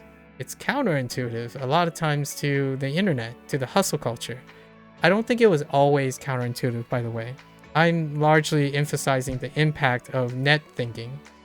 When you think you're getting to learn something really fast, it also means all the things you don't do, you didn't learn. Right? Because that's the human experience. So when you get faster at doing the same task, you stop remembering or needing that information. That's the goal, right? Like, for example, if you're always translating and then you got to a point where you stop translating, then you no longer translate. You save that time, but you also are terrible at translating. Like, you become worse at translating. But the goal is that you didn't care about translating. So you forget those things. You trim down. So it applies to everything else. It's a human condition. So when Anki, when you're saying, I'm using Anki, I've been using Anki for 1,000 days, and now it's so fast that I only do this. Okay, well then you got shoddy at everything else, right? Because you don't need anything else. Like, if you're constantly reading and you're never listening, then you're going to be great at reading only the things that you want to read. So how is this true? If you want a great example, I would say I'm conservatively a native English speaker, right? But am I great at reading English? Well, I think I read English fairly well. And then I go to read a book and I realize, if I'm being honest with myself, I don't read every single word. Right? Like, because I don't need to. I find the least path of resistance. So when you read the same way with the same objective, right? And that objective does not include the necessity to read every single word, then you will save a lot of time. You will also come up with a strategy in which you don't need to know any of those things anymore. So what happens in a video game? And what happens in gamification? If your goal is to get the right answer, then it doesn't matter if you learn the language or not. That's not your goal. Like, a lot of times people say like, oh, you know, I'm playing this game. It's like, oh, so what's your goal in the game? It's to have fun, right? And then when they say it's to have fun, I'm like, okay, so hopefully the game is fun. And then when I ask them, hey, did you discover anything interesting about the plot or the background of the game? They're like, I don't know, but it was fun. That's the lack of process-oriented thinking. Like, if you're not actively trying to do those things, and then you're trying to save time because they're optional, then you understand what your goal is. If your goal is to not learn mnemonics, then you'll never learn mnemonics. If you think the goal of mnemonics is a stepping stone to learn the 2000th character, then you won't be using the mnemonic to learn the 2000th character because you've already abandoned it way back ago. So then when you tell someone that, oh yeah, that mnemonic system, it doesn't work, stop lying to yourself. Right? I can tell you, now here's a contrast. I can tell you that Kevin's system in HanziHero does work. But the thing is, it does work because I'm making it work and I'm keeping it with me. That's not because it's somehow inherently inefficient, which it technically is, because if it doesn't align with your goal, then it's inefficient. Anything that prevents you from getting to your goal or add extra steps to your goal is less efficient, right? Doesn't mean it doesn't work when you're not using it. That's a null statement. Things that don't work because you have a mindset of saying it doesn't work, that's a different story. So whenever like someone says, oh, hey, I've used Duolingo for 2 years and I couldn't remember a single sentence. All right, take me through your process. Let me know. May I ask you, when you started, how did you interact with Duolingo? Because they would say something like, oh, you know, in the first year, it was good. Like, you learned some words, you learned these things, and it was great. And then suddenly it all changed. Like, Duolingo changed. Duolingo got worse because they made changes that make the learning worse. and stuff. And my first thought is, okay, let's entertain that idea. When you first started, what was Duolingo like, and how did you interact with it? I mean, if I were able to get those details, that would be kind of nice. But generally speaking, like, you know, I more or less did the same thing that I did now when Duolingo stopped working. So obviously the problem is, if they didn't do anything that changed, then it's Duolingo that's the problem, because Duolingo changed. And I'm like, okay, I'll buy that premise. But may I ask, can you walk through me what you're doing with Duolingo? Because I'm assuming it doesn't change over the 2 years that they've been using Duolingo. And my first thought is, I started using Duolingo, right? And we compared it. So we compared it. And this person's like, wow, you're really fast, my friend. How do you read all those sentences? Or how do you read all the choices before you know the answer? It's like, that's easy. I already know what the answer is. But you didn't read it. Like, you didn't read anything. It's like, well, it's always in the same position.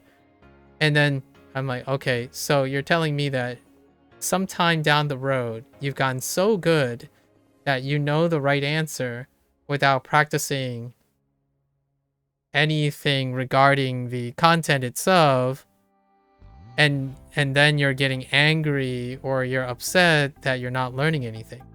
I'm like, my first thought was, I'm not sure if that was apparent, because mechanically this person has learned something really, really well. Something that wasn't aligned to their purpose, though, right? They wanted to learn a language, but they ended up gaming the system. And gaming the system is something humans are really good at. They're excellent at. In fact, most of the time, people sell on efficiency. They don't sell on learning, they sell on efficiency. Like, when was it when I tell someone, like, hey, you have to learn this, you have to learn this, oh yeah, and you have to learn my mnemonic system, and then during the mnemonic system, you have to spend like 30 levels, like a month, developing your own mnemonic system on top of my mnemonic system, and then you have to do all that before, while trickling in some content, but you really have to focus on the process.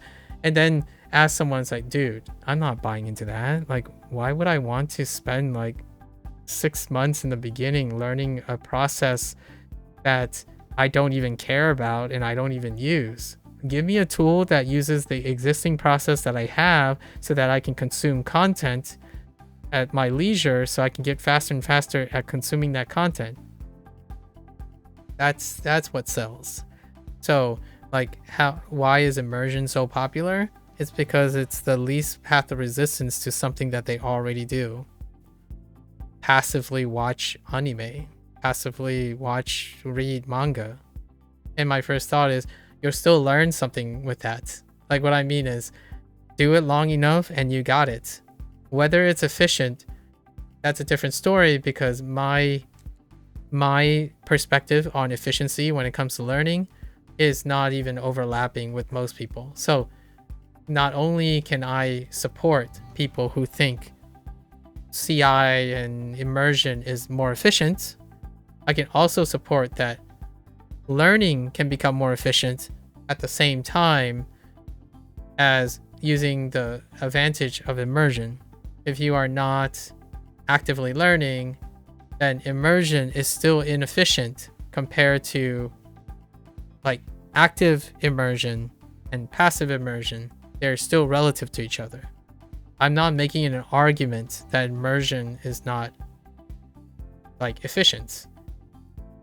I'm arguing that humans are quite a level more aptitude. Like, there are far more potential than I feel lots of people believe they have.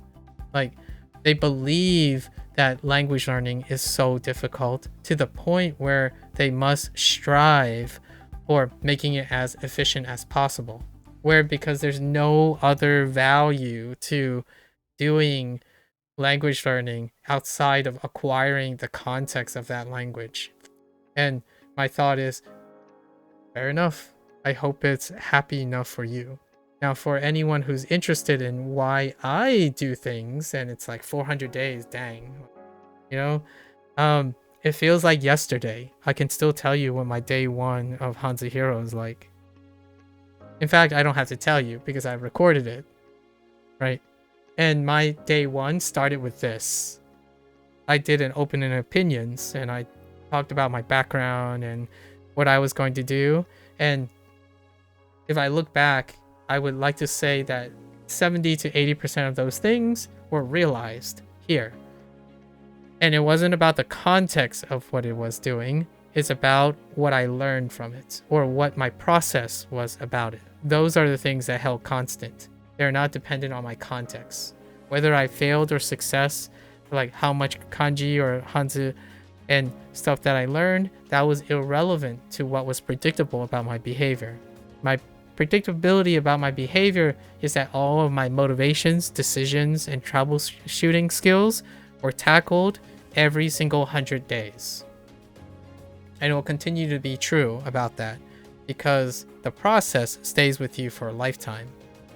The details, they stay with you if they're important to you. They don't stay with you most of the time if they're not part of your process. Like, the likelihood of something staying with you for a lifetime is more likely to happen if it's part of your process already. You can't, in the ideal world, it would be able to be everything, but it's not true, obviously. I already said 80-20, right? Even this is kind of optimistic. Like, getting 80% of the things you learn to be naturally part of your process so that you never have to spend effort remembering it again, because every time you go to do your process, you're going to be reminded. It's optimistic. So like I aim for 80-20. 80-20 is like the perfect score. I would say like 50%, 50-50. So whenever I look at a character, I hope that my process is eliciting some use of information that I have. This is iterating on every single time I have to do this. So all this information is a fraction, probably less than 50%, of the information that I have done 20-ish times before. I've done it for 100 days of Duolingo, Japanese, Chinese, 200, Japanese, Chinese. Actually, it was even smaller than that. It was day 25, 50, 100, then 200 and 300. That's how I came up with the 100 distance. Did it over and over again because I am iterating and innovating on my existing process. There's a reason for me to repeat things largely unchanged with the idea of trying to improve it, not doing the same thing because I can. So the change from day 1 HanziHero to day 400 HanziHero, I would like to think conservatively looks like night and day. The things I talk about now in Chinese, in language learning, and Japanese is a far cry from 2 years ago when I first started Duolingo. Right? The idea is it should show regardless of whether you're meeting your original goal. Like, at least in my opinion. Like, I'm closer to that goal. Like, I know more Japanese and Chinese than I did in day 1. We're slowly crawling in that. In the meantime, there's so much to gain everywhere else too. So with a new app comes new challenges, new things to extract from it, and that keeps me going. If you're routinely feeling like, here's an excellent litmus test. When you're learning something, the stuff that you're trying to learn should get easier, right? They're not supposed to get harder. Like, if you're practicing a skill and you've convinced yourself that your learning skill is sufficient to learn whatever you're trying to learn, it should get easier, right? Like, it should become less tedious. less time consuming, right? And the idea is people focus on time. Like if you finish it faster, then you're getting better at it. Like that's not the only metric. Sometimes you get faster and you're learning nothing because you're learning less. You can pay attention less to save time as well. Ask yourself as a litmus test when you go on Anki, what is your mood and your active process like now? Have you skipped steps? If you're skipping steps than you did before, then you're actually learning less. You're taking in less information. There's no substitute for like paying attention. So when something gets boring, you learn less. When it gets boring, you can save time by paying attention less. Like that, to me, is one of the biggest crutches of efficiency. And what's a great way to encourage yourself to do more while being faster at something? You got to do more. Where's that more coming from?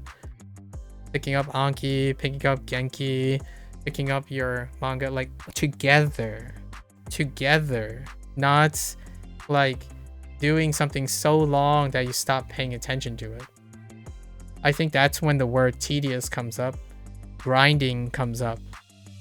I earnestly want to ask anyone to qualify what they mean by the word grind, because whenever someone says, yeah, you know, appreciate the grind, you know, you're very motivational when you're constantly keeping up the grind. I'm like, I don't know what you're talking about.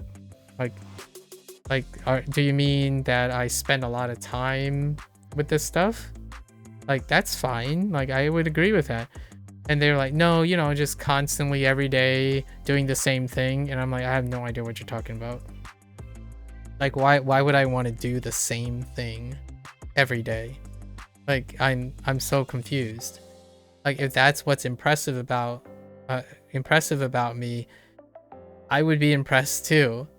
If that's what I'm doing, like every day I come on and my first thought is I'm thinking about the same exact thing. Like, all right, today I'm gonna do the same thing that I did the last 1,000 times that I've done it, or the last 400 times that I've done it. Rarely is ever the same. I'm constantly on the lookout, active, observing, making sure that there's something to look at. There's something to be interested in, because man, I'm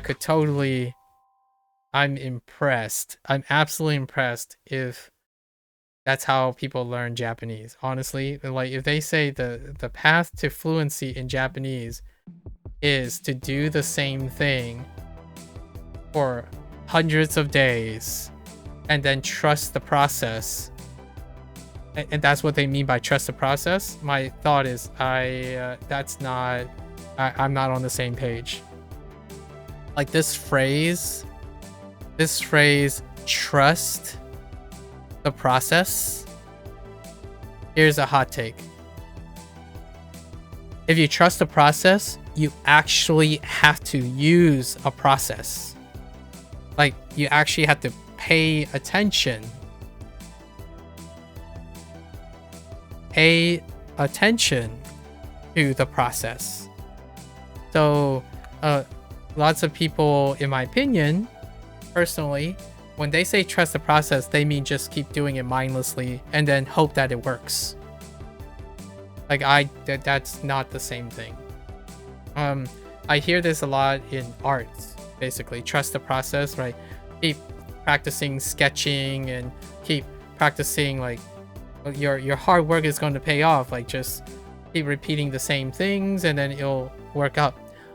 I think there's a miscommunication here personally. I'm not an artist, like I'm not a professional artist. I do a little bit of artwork in 1 month, for 1 month of the year, and it's been 4 years, so I've maybe done artwork for 4 months. Trust the process means that you're active in the process.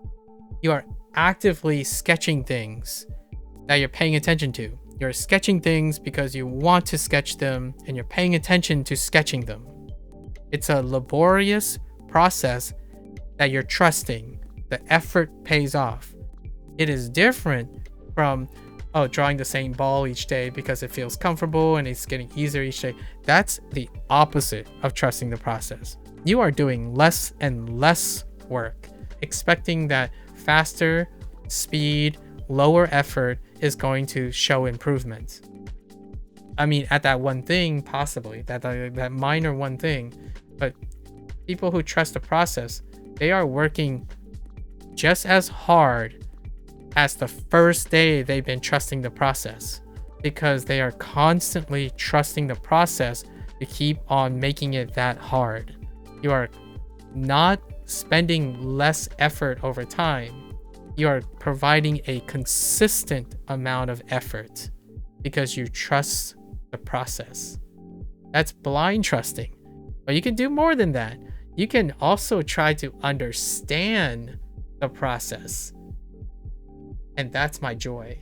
I enjoy watching people like do their thing, you know, like if they're interested, I would observe them. I like observing the process happen as well. So I don't necessarily have to trust the process.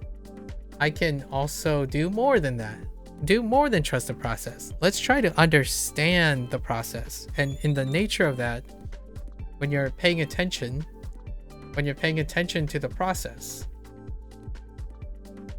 you don't have to like it's positive reinforcement for itself. Again, not for everyone, right? Not for everyone. And that's probably where I'll end it for the 400th day.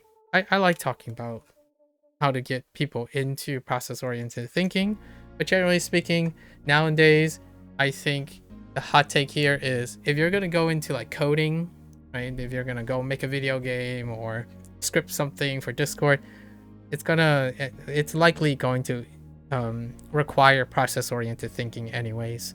So hopefully, if there's anything to learn from this, if language learning, you know, Japanese or Chinese isn't gonna get your process-oriented thinking juices going, try programming a game. Or one thing that I enjoy that I missed out on, quote unquote missed out on, or kind of would love to do, debate. If you want to understand process-oriented thinking, debate is a great one. Obviously that's not fantastic for the internet platform. Whenever you're debating about something, it becomes like a shouting match and people like talk against each other, like talk at each other. So not so appropriate nowadays for the internet. I mean, people like kids now become catatonic when they need to like talk about themselves and talk about others with other strangers. So probably not the greatest. So coding, language learning, I still am behind it. When you learn language, there's a process necessary to learn the language, or at least for most people when they're older. All this stuff, it comes with the territory. And yet we can still get apps and tools to remove the process of it entirely. Like, I'm welcome, again, you're always welcome to provide a counter argument. Does using a tool, you can do a null hypothesis test. Does using a tool doesn't remove a process?